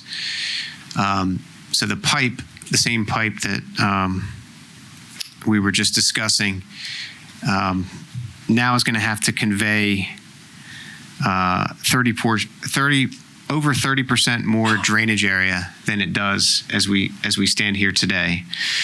And that additional 4 acres is also going to be paved under the proposed conditions, going to be paved roadway, parking, and rooftop in a large part. So the reason I use the word diversion specifically is that that 4 acres isn't going to flow through the pipe at the Hearthstone community until and only until they construct the site as designed. So it's a change that they're deciding to make, intentionally diverting. So it's taking runoff away from the state open water, the regulated area that you see on the left side of the figure that's still up, and away from the basin, and putting it to a place where it doesn't currently flow. So that's why I use the term diversion. So, okay, so what you're saying is that there would be a design where the water intentionally goes somewhere that you want it to go, versus this just going wherever it's going to go based on the runoff off the roof and all of that?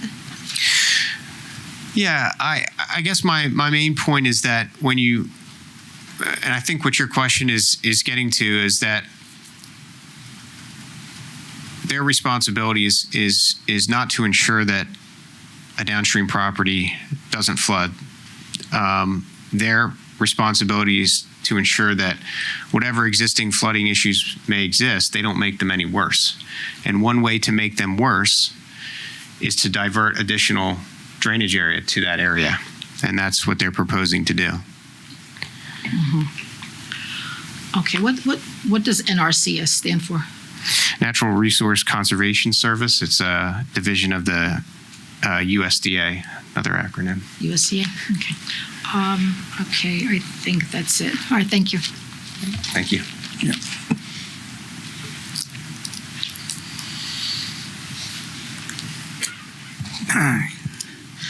Good evening.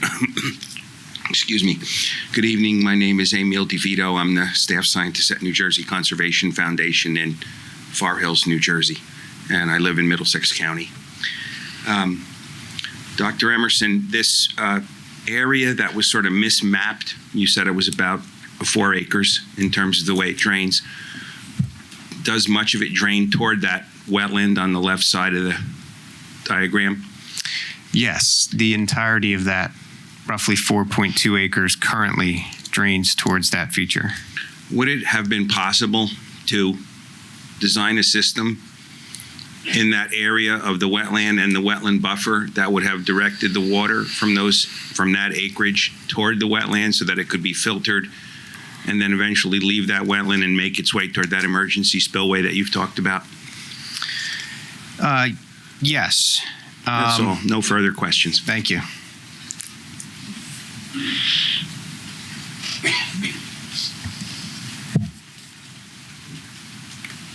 Any other members?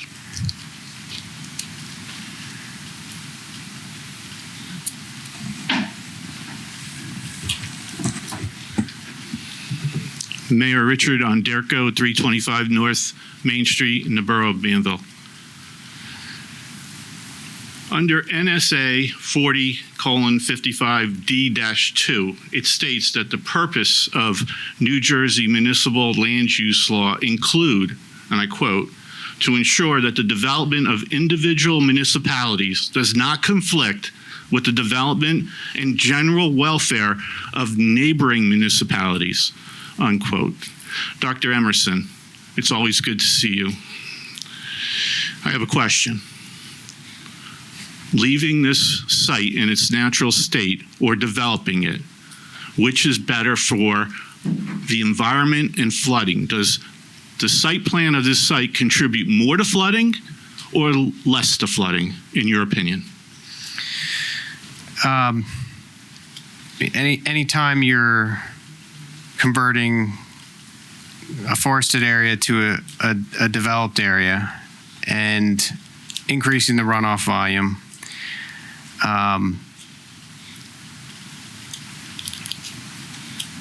you're generating more runoff that has to flow downstream. There's no groundwater recharge that's been proven to that this design is going to address, and so adding additional runoff volume it can only increase flooding downstream. And I think the most acute impacts in this case are going to be right at the property line, right at the downstream end where this additional 4 acres. But that impact, travels downstream as well, to your point.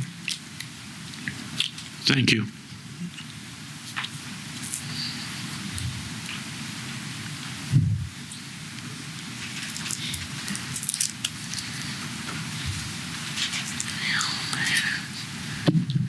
David Brooks, 7 Winding Way. Dr. Emerson, just a curious component of this C versus D thing.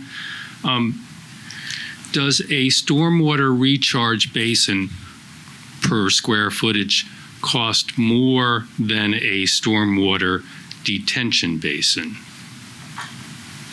If you know.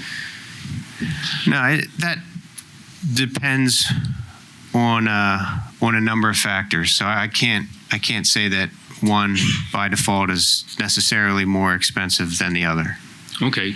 One other question then, with regards to C versus D, is there a particular reason that you can think of why an applicant would prefer that it be D versus C and present information to convince a board that it's impervious as opposed to pervious?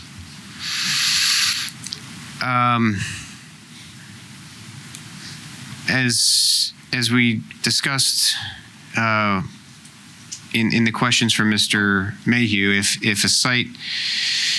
an engineer argues that a site is D soils, then they don't need to design nor include any groundwater recharge features, and then prove that those groundwater recharge factors are going to function. So that's the best I can do to answer your question. All right, thank you.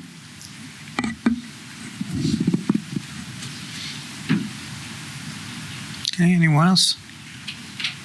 Okay, seeing none. Do we close? I'll leave it open until then. Okay, I guess we are, for now, done with Mr. Emerson, or Dr. Emerson, sorry. Thank you. Thank you, Dr. Emerson.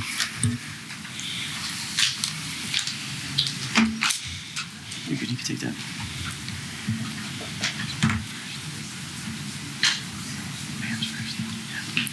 All right, Pam Grigas.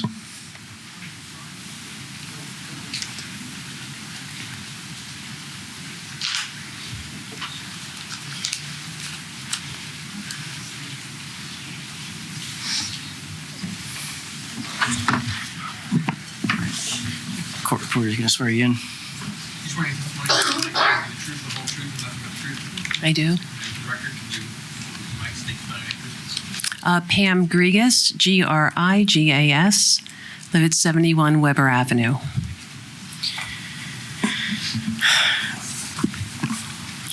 Here is. All right.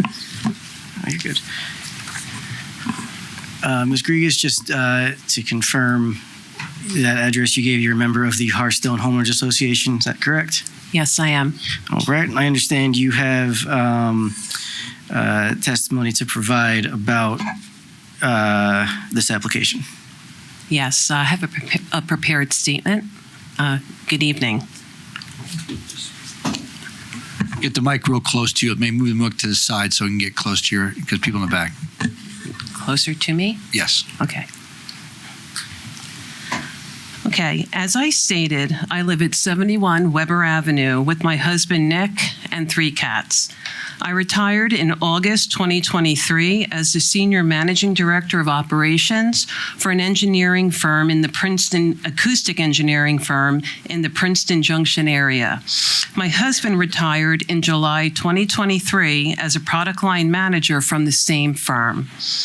We have 3 adult married children and 5 grandchildren.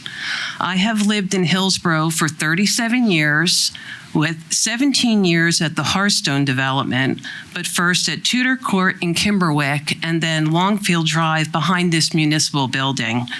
Our youngest child, her husband, and 2 grandchildren live in Hillsborough on Rivendell Road. I brought my newborn daughter home to Tudor Court in August 1988, and she brought her newborn daughter home to Rivendell Road in November 2022. My husband and I plan to remain at Hearthstone as our forever home. The dream of retirement did not include living across the street from a giant warehouse. A comment was made in a previous planning board meeting that those of us that live in Hearthstone should have known that the property was for sale and zoned for a warehouse. I am an original owner from 2007. Our only reference point for a warehouse was 17 years ago, and those businesses that were on Weston Road. None of those businesses were or are the size and scope of this proposed giant warehouse. The proposed warehouse is 270 feet wide by 501 feet deep by 38.4 feet high, which is approximately 130,000 square feet. The volume of this warehouse is in more than 5 million cubic feet. We understood it was zoned as light industrial. We could never have imagined that the monstrosity warehouse proposed would fall under light industrial. If we did, most of us would not have purchased our homes. This 24/7, 365-day warehouse comes with traffic, noise, backup alarms, dust, fumes, lights, and additional redirected stormwater runoff. If this application moves forward, a segment of Hillsborough's senior population will live directly across from this warehouse. It will impact quality of life, safety, and health for all of Hearthstone residents, which is 185 homes. I have many concerns about this giant warehouse application, but my main concern is about safety and the quality of life living across from this type of warehouse and the impact not only on us in Hearthstone, but to Hillsborough and Manville. I drive on Weston Road every day. It is the road that accesses my development. This warehouse has 20 truck docks, 28 trailer spots, 99 vehicle parking spots, and is designed for 8.5-foot by 73-foot long tractor trailers. It will impact traffic on the narrow existing roads and tight intersections. Currently, traffic must stop and cars must back up to allow a tractor trailer to make a turn. Small box trucks have difficulty remaining on their side of Weston Road and often cross the double yellow line. I've had to move all the way to the right side of the road to avoid a collision. One of the latest incidents occurred on May 9th, 2024 at 4:30 p.m. when a tractor trailer for a national shipping company crossed the yellow lines on Weston Road at the 90-degree bend between Falcon Road and Sunnymead Road and came within inches of hitting my car head-on. I swerved to the right as far as I could without hitting the guardrail. I've never been that close to a tractor trailer on the road before. I was shaken for a period of time after the incident. My husband was with me. Luckily, my grandchildren were not. Each time I drive around that bend, I think of how close I came to a head-on collision with a tractor trailer. Those in my community have similar experiences. Weston, Sunnymead, and Falcon roads have very tight, narrow intersections, and these roads have no shoulders with deep ditches and utility poles in the ditches. There is little space to avoid a collision with a tractor trailer that cannot remain in their lane. Additionally, Sunnymead School is located a mile from this proposed warehouse. This is a grammar school. How can these roads be suitable for a warehouse of this type? School buses will be on these roads daily to and from the school. I am concerned for my safety, the safety of my family, friends, and those in my community. Avoiding a tractor trailer crossing the double yellow line means driving into a ditch or guardrail and possibly hitting a pole head-on. Injury is probable, death is possible. In my previous position as Senior Managing Director of Operations, the safety of the employees and the general public was the highest priority.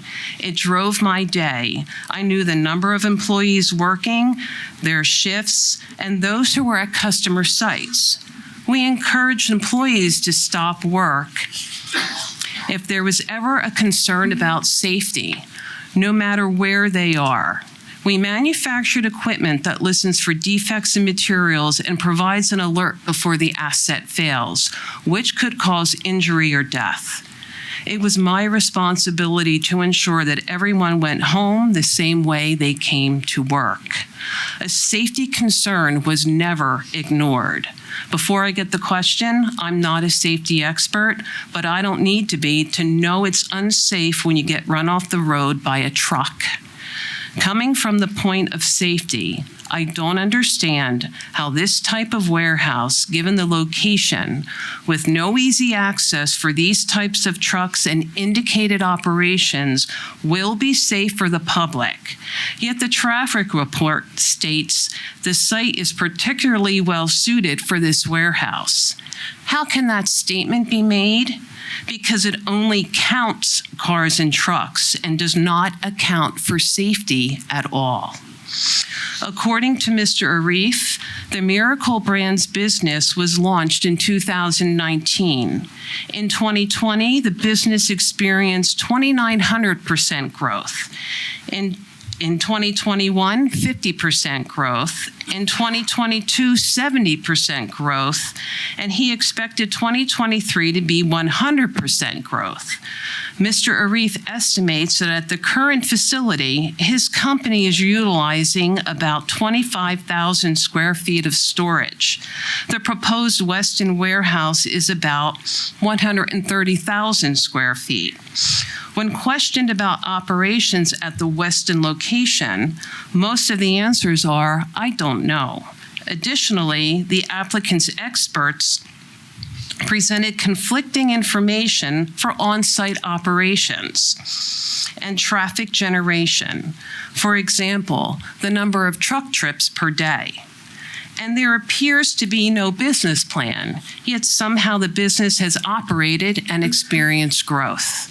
In my role as operations director for my previous employer, I was aware of my division's business plan. Without it, how could I run the business? How would I know what parts to purchase, what products to build, how many people are needed to build the products, sales support, shipping, engineering, quality? You do not guess at operations. It's planned. So the question is, since we don't know Miracle Brand operations, what's really going to happen with the Weston warehouse? I have sat through planning board meetings and listened to the applicant's expert witnesses state how they believe their warehouse plans meet township codes. When these expert witnesses are asked questions regarding the impact on nearby communities, they avoid answering the question and again state what they are submitting, in their opinion, is according to the code. The warehouse will not exist in isolation, and the impact should be considered beyond what is documented on a piece of paper. As the applicant's experts testified, I'd listen incredulously and wonder, who is the expert of common sense? And when will that expert be called? And then Paul Gleitz testified, and we finally had someone who was considered all aspects of this warehouse application and what the intent of light industrial truly is. The real-world issues that result from the applicant's expert testimony need to be addressed, since these experts will be gone once their job is done. I will still be here. I live here. The group behind me, we live here. We will be left with the safety issues, the noise, pollution, and flooding from a huge warehouse that supposedly meets a code, but never made common sense. As referenced by Paul Gleitz, I quote from New Jersey Distribution, Warehousing, and Goods Movement Guidelines, page 25. Truck traffic can present substantial safety issues. Collisions with heavy-duty trucks are especially dangerous for passenger cars, motorcycles, bicycles, and pedestrians. These concerns can be even greater if the truck traffic passes through residential areas, school zones, or other places where pedestrians are common and extra caution is warranted. Whatever the level of review, the analysis of all such traffic safety aspects should be a requirement of the developer. All such analyses, along with information as to the upgrades needed to address impacts, should be presented for review approval. End of quote. I listened intently to the applicant's expert traffic testimony. It only encompasses Weston Road, which is 3/4 of a mile in total length, and only references the entrance to Hearthstone and the proposed warehouse. Yet the report, and I quote, has further examined the roadway system to safely and efficiently accommodate the new traffic demand. But what is the traffic demand?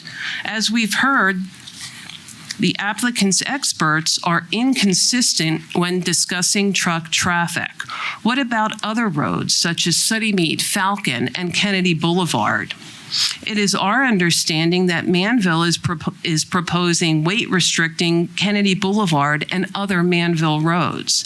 As testified by the applicant's traffic engineer, 48% of this proposed warehouse truck traffic would have used Kennedy Boulevard. With the weight restriction on Kennedy Boulevard in place, all truck traffic for this proposed warehouse will shift solely through Hillsborough. When questioned about roadway width, shoulders, proper clearances, fixed obstacles, and a turning radius for 8.5 foot by 73 foot tractor trailers, the applicant's traffic expert indicated that it is beyond his scope of work and up to the governing body to consider. As an original owner in Hearthstone, I decided to purchase my home based on those businesses that were currently on Weston Road. There were no existing buildings on the property, so there was nothing to reference. Had there been an existing warehouse of this magnitude, I would have been able to assess the risks of living near a large warehouse and the resulting truck traffic, and then decide if I want to live there. We cannot lose sight of the fact that this proposed giant warehouse is located directly across the street from Hearthstone at Hillsborough. This includes 185 homes, the condominiums where our most senior residents reside, the clubhouse, which is a gathering place for our community. This is where the pool, bocce ball court, and tennis and pickleball courts are located. Who could think that a warehouse of this magnitude would be deemed light industrial and be before this planning board? The reality is that there are 185 homes across the street from this proposed warehouse application, and the impact on safety, health, and quality of life must be considered. Public safety and well-being are the utmost priority, surpassing any code. Is a human life less important than that code? I hope that for this giant warehouse application, we never lose sight of the people who live here. I sit before you as a long-term resident of Hillsborough, now 3 generations, and one of the chosen representatives of the Hearthstone community, and I respectfully ask the Hillsborough Township Planning Board to deny this application. Thank you for your attention.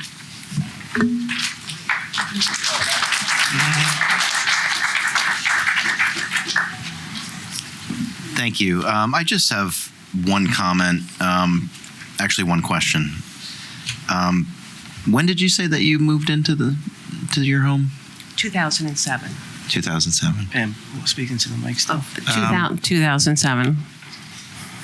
Were you aware that on October 4th, 1990, a 13-unit industrial warehouse project was approved for the site across the street? No. Do you recall receiving mandatory disclosures when you purchased the home that talked about the surrounding area? I do not. Okay. Do you deny that you had received those, or? Objection, she answered the question. No further questions. It's going to go around. Mr. Mayhew. Thank you, Mr. Chairman. I guess my first question is to Mr. Bernstein for help and clarification. There was a discussion about trucks maneuvering along Sunnymead Road and at the intersection with Falcon Road and Western Road. And recently, our office took a look at truck movements through those intersections. I'll defer to Mr. Bernstein as to whether or not it's an appropriate time to introduce those, or would it be better to make that a separate? This witness, with all due respect, is not qualified to be questioned on the issue of truck movements, turning radius, or related items, and I don't think she's being presented here. I don't think she's being presented here for that testimony. To clarify any confusion, Ms. Grigas is here as a non-expert witness, and I've made no attempt to qualify her as an expert. No, nothing to say about her intelligence, just not qualifying her as an expert. I have no further questions. Ms. Coyce? I have no questions. Okay, board members. Okay. And to the public. We're open to public. If anyone from the public, please come forth. Okay. That was guaranteed. I don't know. Maria Janusik. You were just asked a question by attorney Michael Ogrodnik, whether you were given any information about the site across the street prior to buying your house. Did you get any information about that site? I don't recall receiving that information. Information was provided that there is an easement on that property that's owned by Hillsborough Township. Did you get information from the township that there's an easement on that property? Did the attorney provide information about an easement that's owned by Hillsborough Township on that property? Ms. Janusik, for the purposes of the record, the township is not required to advise people whether there is or is not an easement on an adjoining piece of property in any shape or form. The notice that Mr. Ogrodnik alludes to is a requirement established by the legislature to notify people who are buying property in the surrounding area whether or not there are other items that may or may not impact upon their purchase. So move on. The property owner, well, who does the property owner have to provide information? The owner of the property have to provide information or notice? I'm assuming you're not familiar with the law then. I'm not. I'm not. The property owner. I'm just saying, Mr. Ogrodnik, Attorney Ogrodnik, asked questions Mr. Ogrodnik, that negatively impact this community, but he didn't say anything about the easement that's owned by Hillsborough Township that should have been provided to the members of this community. Thank you. Mrs. Janusik, for purposes of the record, one, until the legislature requires municipalities, counties, the state, et cetera, to notify adjoining property owners of easements or related items on their property, there is no such requirement. The requirement that Mr. Ogrodnik asked about, which the witness testified she, I believe, did not recall, is a requirement that was imposed by the legislature a number of years ago, ostensibly on real estate developers and real estate agents to make sure that they did not fail to disqualify what may or may not have been in the public realm. The witness has testified she doesn't recall. Otherwise, that's the end of that. Thank you. Any other members of the public that would like to question this witness on her testimony? Okay. Thank you. Thank you, Ms. Grigas.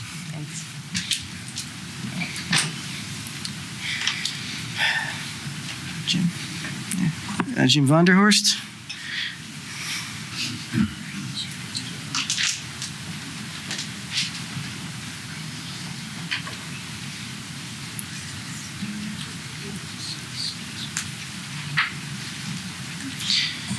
Mr. Choice, I think he wants to plug in, if that's okay.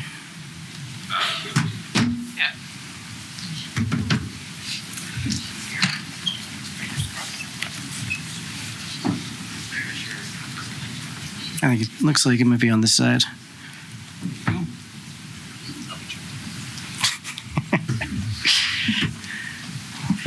All right.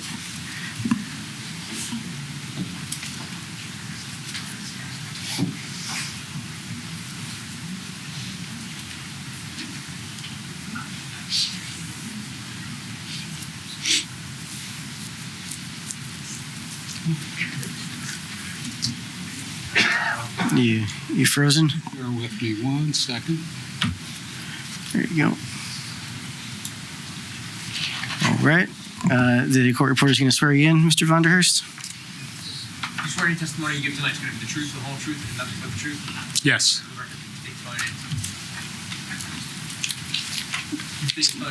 Oh, I'm sorry. James Vonderhorst, V as in Victor, O, N as in Nancy, D as in David, E-R-H-O-R-S-T. All right, Mr. Vonderhorst, can you tell us your position at the Hearthstone Homeowners Association? Well, I have to make a correction right away because my slide says I'm president of Hearthstone at Hillsborough. I was up until January of this year, and then after 3 years, I decided not to return or run again for the position. However, the current board asked me to continue to lead the effort to oppose the warehouse. So that's what I'm doing here. I still represent all 185 families of Hearthstone. And I understand you have testimony to provide on the application on behalf of the association. Yes. Please proceed. Thank you. And I do have a slide deck if you'd like to follow along with me. Already explained that I'm no longer president, but I'm still representing the 185 families at Hearthstone. We're an over 55 community. We're directly across the street from the proposed warehouse, as you already heard. I'm 73 years old. I'm about the median age of the folks in the development. About half of them are older than me, half are younger. Half of us are retired on fixed incomes. The other half are still working. God bless them, and they still have to look forward to retirement. All of us, though, along with many of the other citizens surrounding our development, are opposed to the Weston warehouse. Tonight, I want to share with you the impacts on the community if the warehouse is approved. But first, I want to share with you something real quick, something I learned after 40-plus years of working with management boards of Johnson & Johnson and Mercedes-Benz, et cetera, on making decisions, because in essence, that's what you folks will be doing sometime tonight, tomorrow, within the next week or so. And one of the things I've found is how leaders make good decisions. And there's really two ways you can do it. You can make decisions by doing things right, or you can make decisions by doing the right thing. Now, that may sound like a play on words. What's the difference? Allow me to give you a quick example of what I mean. I did work for Johnson & Johnson for a good number of years, and many of you may have already know this case because, I'm sorry? We have required every witness who has appeared before this board, whether it was the applicant's witness, the objector's witnesses, etc., to provide slides, presentations to the board at least 10 days in advance of their testimony so that everyone was A, aware of it, and B, in case there were issues regarding same, they could be addressed. Mr. Vanderhorst is not an exempt individual from that requirement. So there are two options here. Well, Mr. Bernstein, if I can interject, we did provide this, and it's on Civic Clerk. We have it in. Board, I don't believe have. I've seen this. I have some objections based upon hearsay and other objections, but I did receive it. The reason I raised this is I'm not so sure some of the board has seen all of this. Council, can you give me an idea of the date when that was submitted? And I have to look back. I don't recall. 9/21? I submitted it to the board clerk, and I believe I copied your office, Mr. Bernstein. You may have, but I don't recall seeing it, so you may have sent it, but I didn't get it.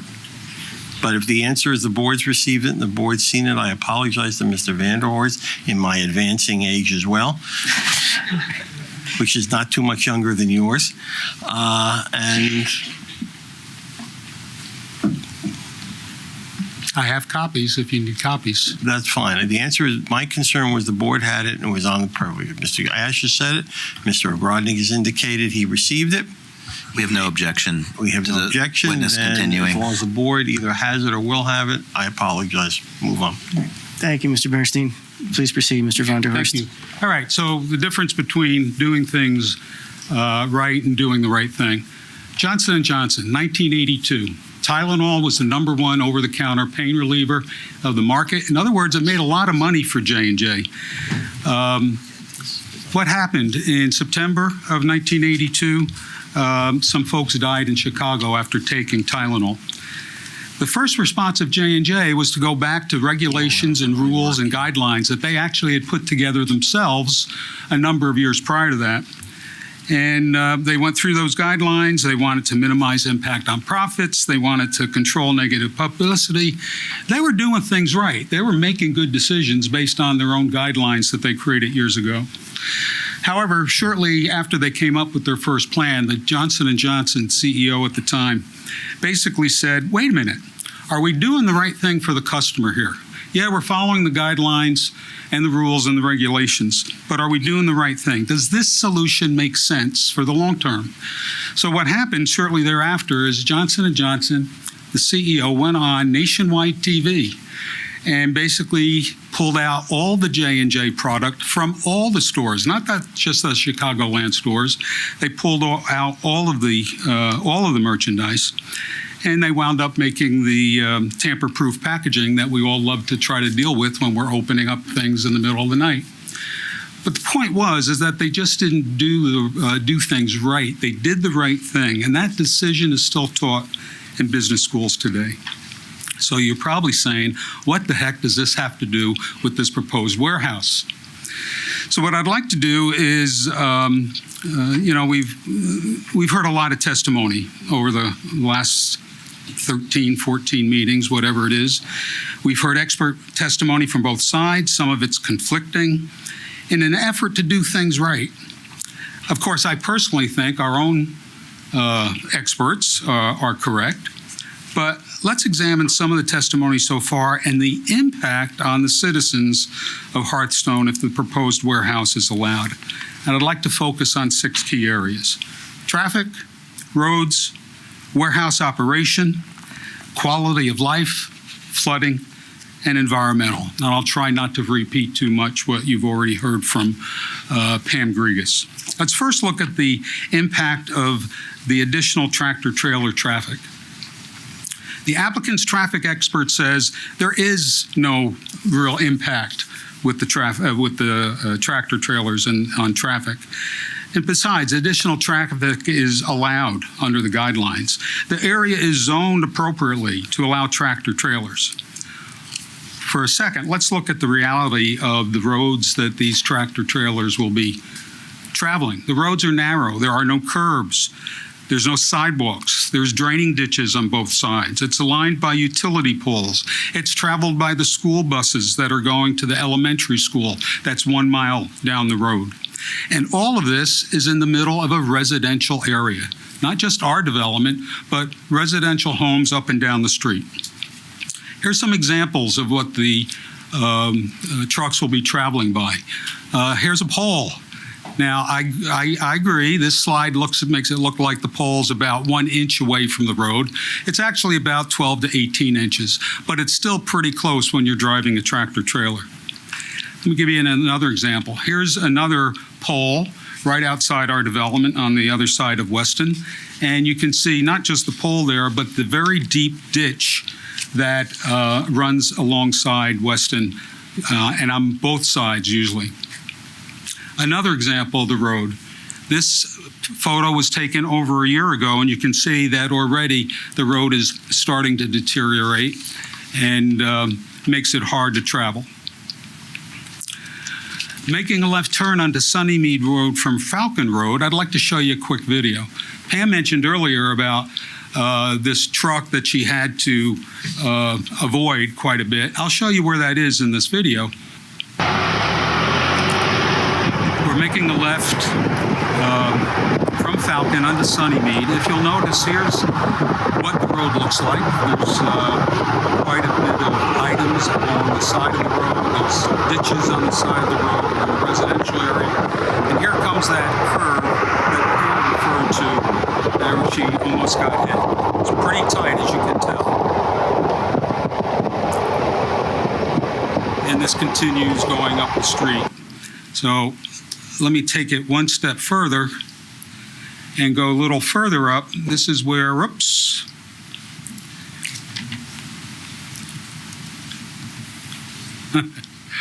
Bear with me one second. There we go.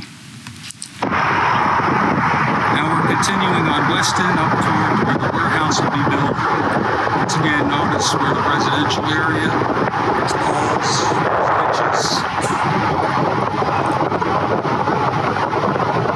And you can get the gist of this. I'm not going to continue. I'll stop here.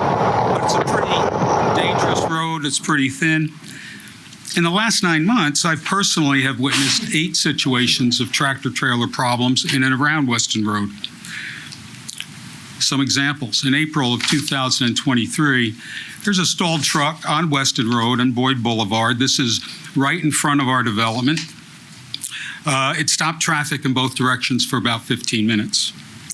Here's another example. May of 2023, a disabled tractor-trailer on Sunnymead heading towards Falcon Road. And you can see there that it doesn't leave very much room for other vehicles to get by. June of 2023, right in front of our development. You can see the sign there says Boyd Ave. That's the entrance to our development. Disabled truck on Weston and Boyd Boulevard. That actually required that Amazon Prime truck to be towed out, and it obstructed traffic for over 2 hours on Weston Road. In March and June of 2023, I personally saw 2 instances of tractor trailers turning from Falcon onto Sunnymead. Both had to use the opposite lane. Waiting cars had to back up. And then coming home one night, I was coming up from Manville, getting ready to make a right-hand turn into the development on Boyd Boulevard. I had my right turn directional signal on, and all of a sudden, this massive tractor trailer passed me at approximately 40, 45 miles an hour. You talk about my heart being in my throat. On October 12th, 2023, a disabled New Jersey American water truck got stuck in the drainage ditch on Weston and Boyd, again, right in front of our development. I asked the driver what happened, and he said, I tried to avoid a deer that was crossing, and he swerved slightly, wound up in the ditch. He had to be towed.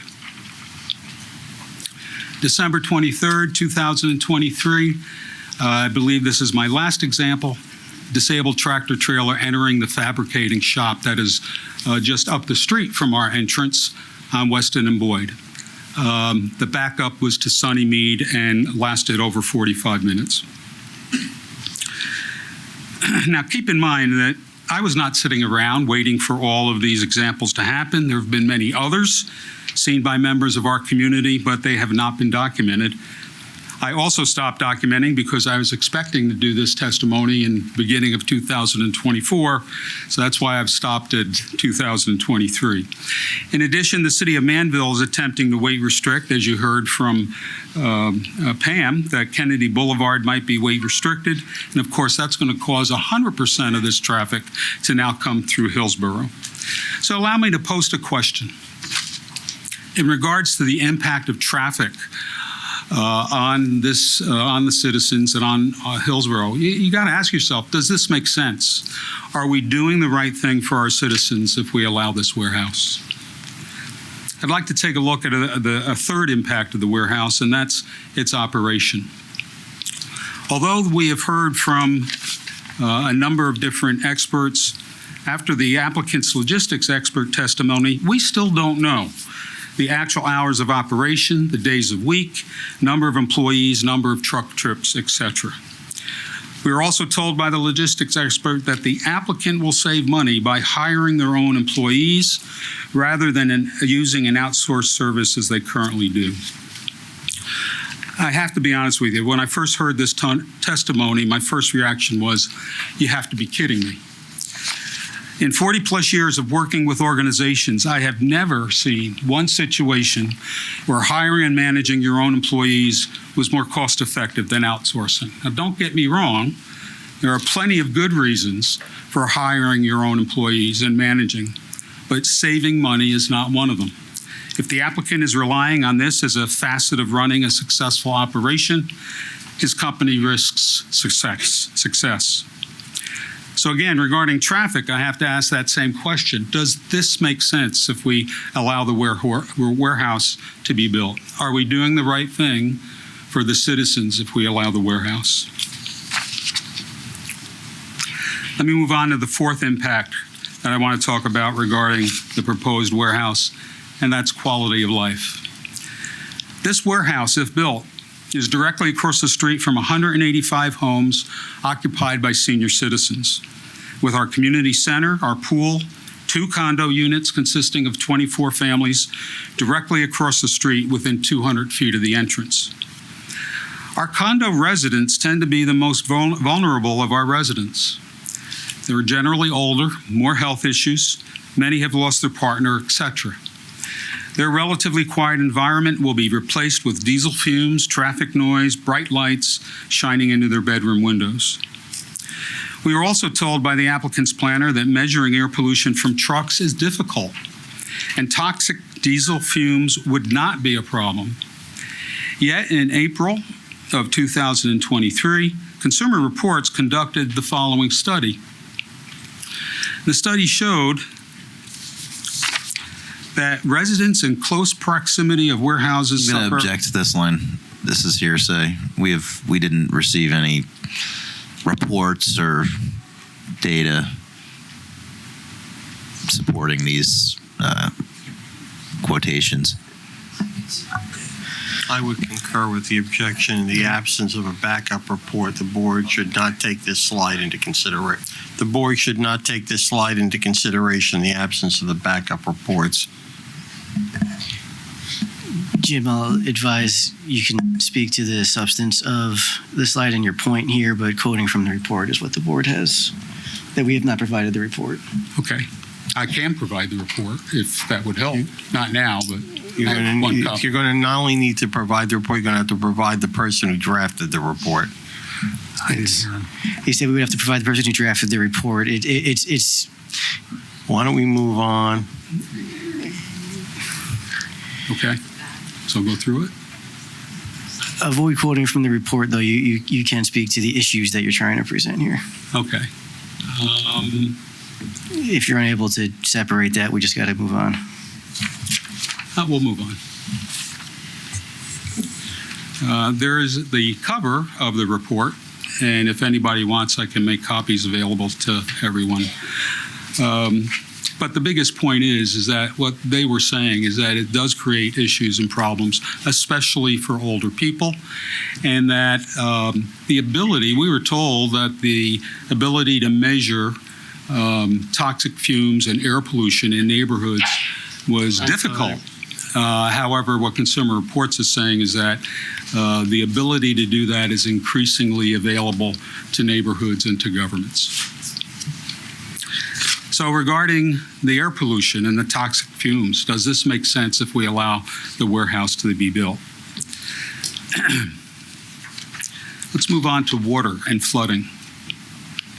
The planner admits that the volume of water exiting at the intersection of Sunnymead Road and Weber Ave, then feeding into Royce Brook, will be higher. But when asked what happens to that water, the response was, we're not required to determine that. I can tell you, as well as other folks have said, that the Royce Brook will flow downstream and floods our Manville neighbors. The reality is we've had 2 100-year storms in the last 12 years, and that intersection has flooded both times. In addition, just earlier this year, we've had 2 heavy rains, which also flooded and closed Sunnymead. Sunnymead is our emergency exit. We only have that exit as well as the exit on Boyd. So how bad is this flooding, in case you haven't seen it? I have a video I'd like to share with you. Here we are. We're at the bottom of our street here in Hillsborough. It's 2011, August 28th, and you can see here it's flooding out. There's the stop sign. This is Sunnymead, which is at the bottom of our development. So you get the idea. 10 years later, Hurricane Ida hit. This is what Sunnymead looked at September 2nd, about 7:30 in the morning, right after Hurricane Ida. And I'm walking down the street from my house at 88 Weber down to Sunnymead. And you can probably see the water. Sunnymead is totally flooded. There's a car here that has been flooded.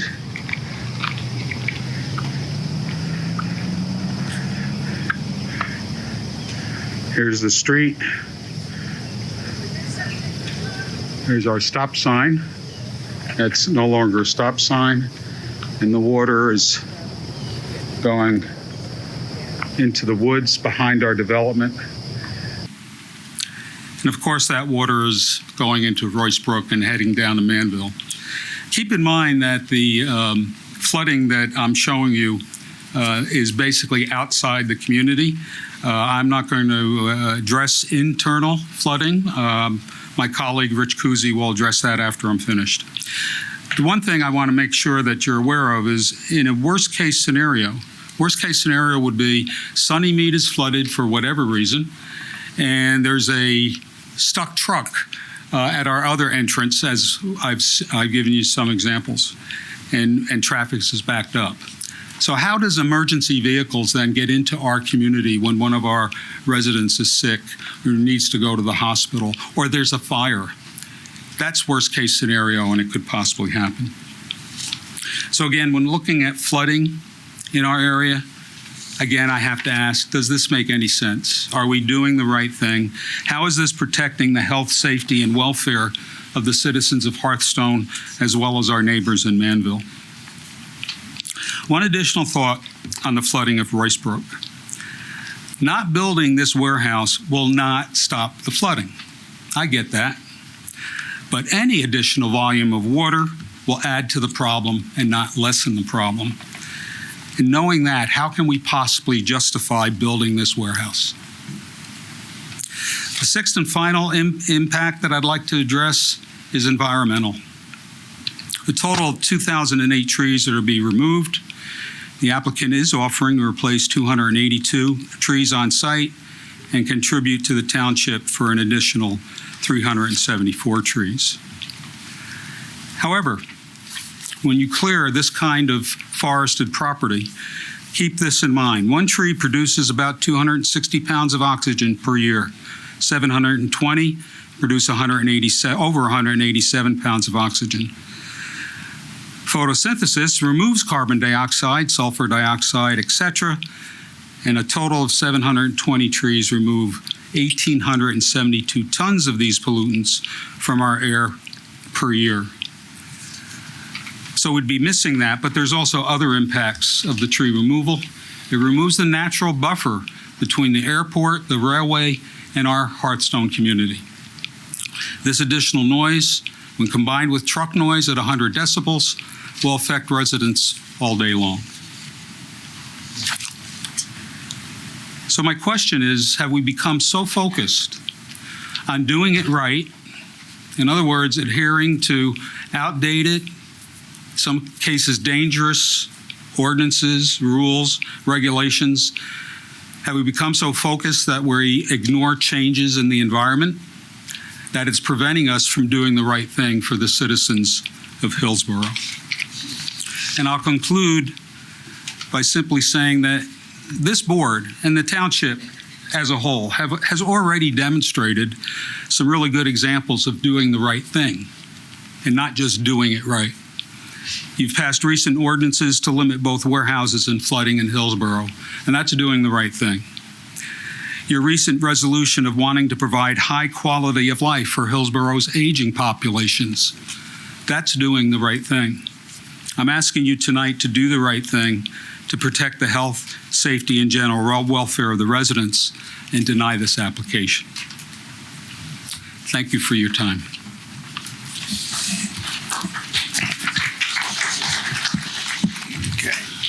So we're at 10 after 10. I mean, I'm going to assume Mr. Grodnick's got a series of questions, or?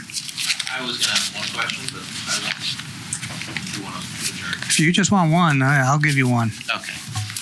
Mr. Vanderhorst. Vanderhorst, excuse me. Are you aware that this area has been an industrial zone for 40, 50 plus years? I'm not aware that it was 40 or 50 years. I was aware that it was light industrial area when I bought the house.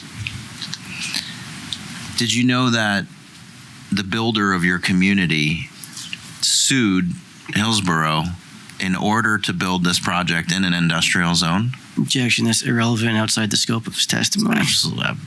No, it isn't. No, I'm not aware. Okay, no further questions. Okay. Oh, I know it's past 10. We're trying to adjourn. This is a non-expert witness, so maybe if the board only has one or two questions and want to hear from the public, we can get Mr. Vanderhorst done before the night is over. Okay, Mr. Mayhew. I have no questions. Mr. Coyce. I have no questions. Board members. Public. Okay. Thank you. Thank you, Mr. Vanderhorst. Thank you. Okay, Mr. Bernstein. Well, the time of decision rule is tomorrow. Mr. Ogrodnik.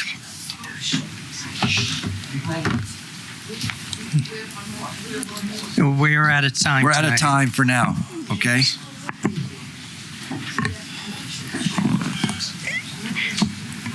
I will say, for the record, what my clients are expressing now is we do have one more non-expert witness that we intend to present before our testimony is over. Yep, no, understood. I mean, reluctantly, we're amenable to another adjournment to finish this case off. We would like a special meeting, and we don't want to share a meeting with Weston because we really need to finish this application. Actually, Homestead. I'm sorry, Homestead. If you don't want to share it with Weston, that's fine. But that's going to complicate I know things. that feeling as well. Well, if the answer is you don't want to share, then I believe, and Mr. Coyce can correct me, the next available meeting is January 9th, which is reorganization night for Please be quiet in the audience. Yeah, we would ask for a special meeting then to get this done in December. Well, last week, your colleague asked for the same thing, and the answer from the board at that time was no. So I mean, we finished our case in chief in February. What? We finished our case in chief in February. Every night this goes on, it's tens of thousands of dollars in fees. And it really becomes burdensome to the applicant if we just continue this. It's burdensome to everybody, Mr. Agrada, including the board, because this is the 15th hearing that this board has heard on this application because of the various changes and twists and turns. My understanding is that Mr. Ash and Mr. Sinkovich have one more witness. My understanding is you intend to call Mr. Ford as a rebuttal, which means we're going to have everybody cross-examining and redirecting, et cetera. If you think you can get this all done in one meeting, then I'll recommend to the board to the January 9th meeting after the reorg be all Weston Road. So you can get your dibs in first before your friends at Homestead get their dibs in, because they're not going to be done. Can we get a meeting in December? The board right now has 2 meetings in December, and they are packed if you're not interested in sharing.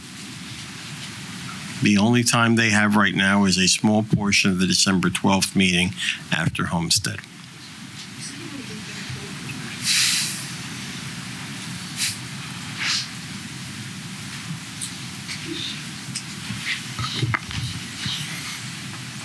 Adjourn? All right. January 9th, 7th, actually, January 9th, what time does reorg start, 7 or 6:30? Hold on. Is it? I thought it was 7. 7. Yeah. And then we just go right into Extend the meeting to January 9th, 7 o'clock, or as soon thereafter as the matter may be heard, which will be after the reorg meeting, which we no longer break, we just simply go into it without any further notice, and the extinction on the time of decision, Mr. Ogrodnik, till? We'll extend it to the 10th of January. And just, this is going to be the last one. We're not extending it anymore. Well, we can't do it. Let me put it this way so that everybody's aware. If the board, madam,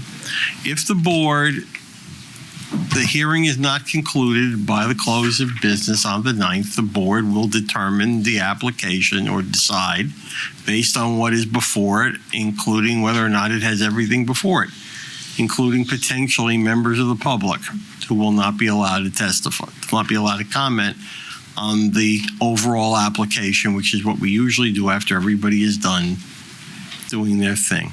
So we're talking about, folks, about a 2-hour and 15-minute meeting that night. So plan accordingly. The only advantage is that most of the people here tonight are represented by counsel and therefore cannot speak on public comment.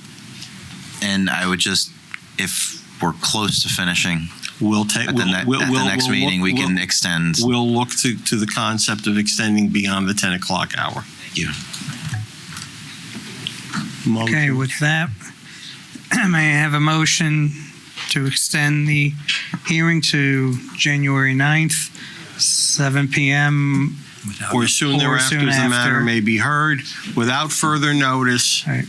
And the time of decision has been extended to January the 10th, 2025. So moved. Second. Roll call, please. Mr. Wagner?